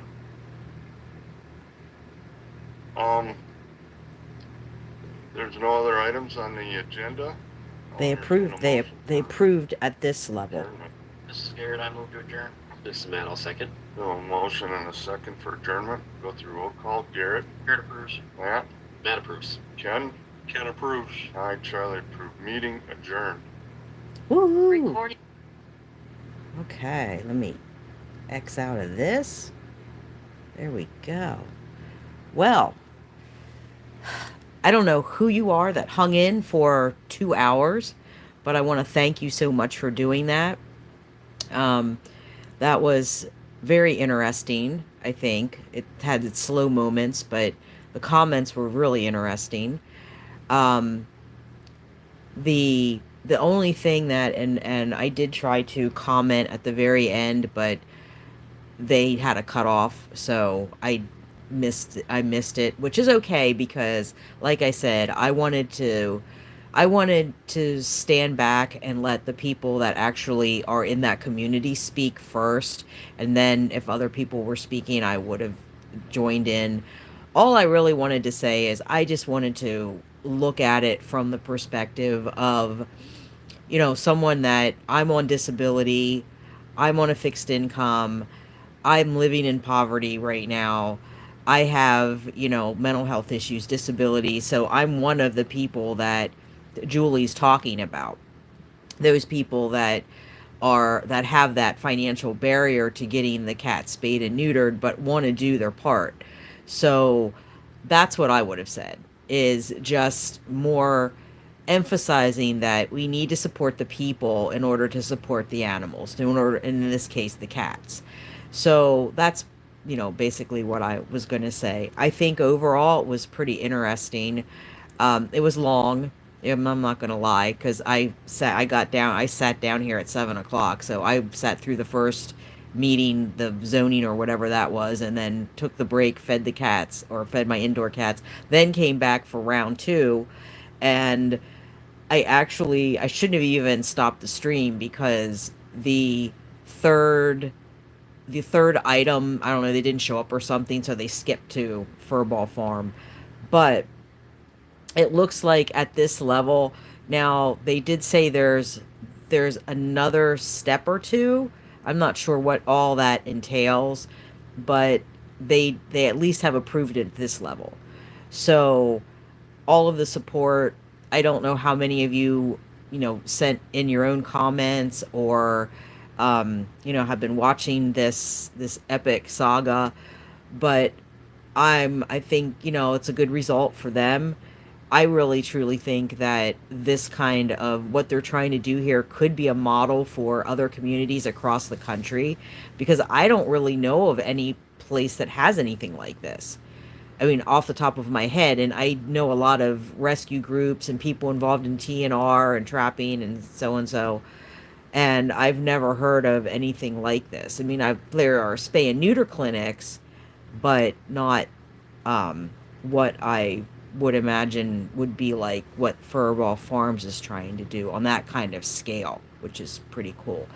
I was also kind of thinking, they have something called One Health, is where they have a vet and a medical doctor will ride together in a mobile unit and take care of the pets and the people, together. And I'm just kind of looking at that going, I wonder, well, she wants to retire, but if there's somebody that wants to take on Furball Farm after her, that could be the next level to this, is to incorporate that One Health model. And I actually know some people that are involved in that, and probably maybe I should do that. Maybe I should actually reach out to them and see if they would be interested in coming on to the show and talking about the One Health model, because it's really an interesting it's an interesting concept, and the way that it came about is really interesting. So I think we have I'm very happy with what happened here tonight, and I'm glad that those of you that stuck through the whole through this whole stream, stuck through. Um, I know there wasn't that much of I don't understand why they didn't, because usually these kind of meetings they actually show the whole room, and they show the people, and so you see the people speaking, and they stand before the podium and speak, and that wasn't the case here, so I'm not sure why that was. So I know the graphics were a little boring, so I was trying to change it up for everybody so you could see the chat and you could see the what they were talking about and the talking points and the different items that they were trying to decide what to do with. I still think 6 to 10, barn cats. I mean, that was kind of strange. And I don't think they really understood the concept of the 500 cats were not going to be like 500 cats in the sanctuary, that there would be 500 cats total. But like a lot of rescues, you have cats in foster, you have cats maybe at PetSmart, or some other local pet store where they have the little kennels, where the little adoption kennels. I don't think they really understood that, but I will give the Rice County Commission, the Planning Commission, kudos for at least trying and trying to understand and trying to be accommodating, because I think seeing the amount of support that Furball Farms has is pretty amazing, because like I said in the beginning, before I even started the stream, people were coming in from all, not just across the United States, but across the globe. Australia, Sweden, all over the place. So Canada, lot of support, a lot of love. So I appreciate everyone hanging in there with me while I watch this, because I thought I just would put it on live so people that either wasn't able to access Zoom or didn't want to sit on the phone for that long, so you could just kind of just hang out, and then you can go back and watch it, and you don't have to go through a lot of hoops to try to find the link, because really was hard. They made it really difficult. I have to tell you, I mean, it took me a while. It probably took me like a half an hour to actually find where the links and everything were, and then to even find the comments, and to find the comment from the woman who was not happy about Furball Farms and had the complaint, basically. So I think that's going to end it there for me, because I have a colony myself that I have to go out and feed, and I have a possum that's probably just now destroying the cat food dish, like throwing the cat food everywhere, because it doesn't have its apple and banana and grapes. My indoor crew is all fed, but I'm happy that this passed this level, because all of my cats are rescues. I mean, they are all legitimate rescues. Everybody came from the colony out back in the alley. The little Niffler that I showed earlier, I got him as a kitten. Actually took him to a rescue, and that was a bad situation, so I got him back from the rescue.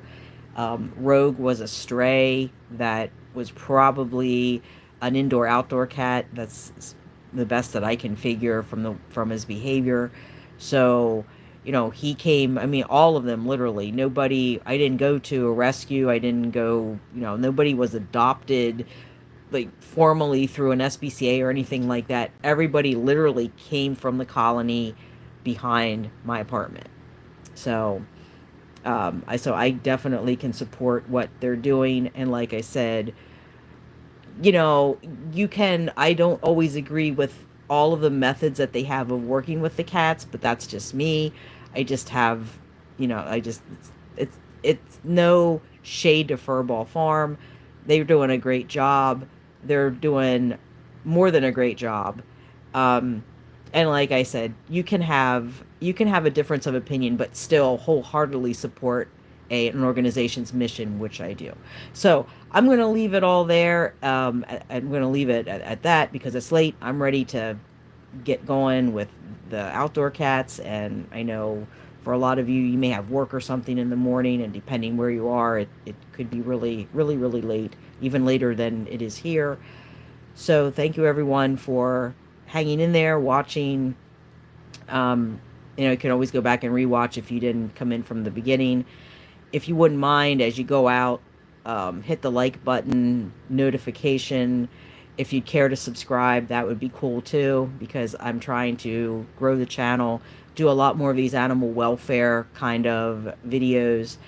And comments aren't turned on right now because I've had issues with another content creator and one of her little friends spamming the channel and doing some other things that just was not okay.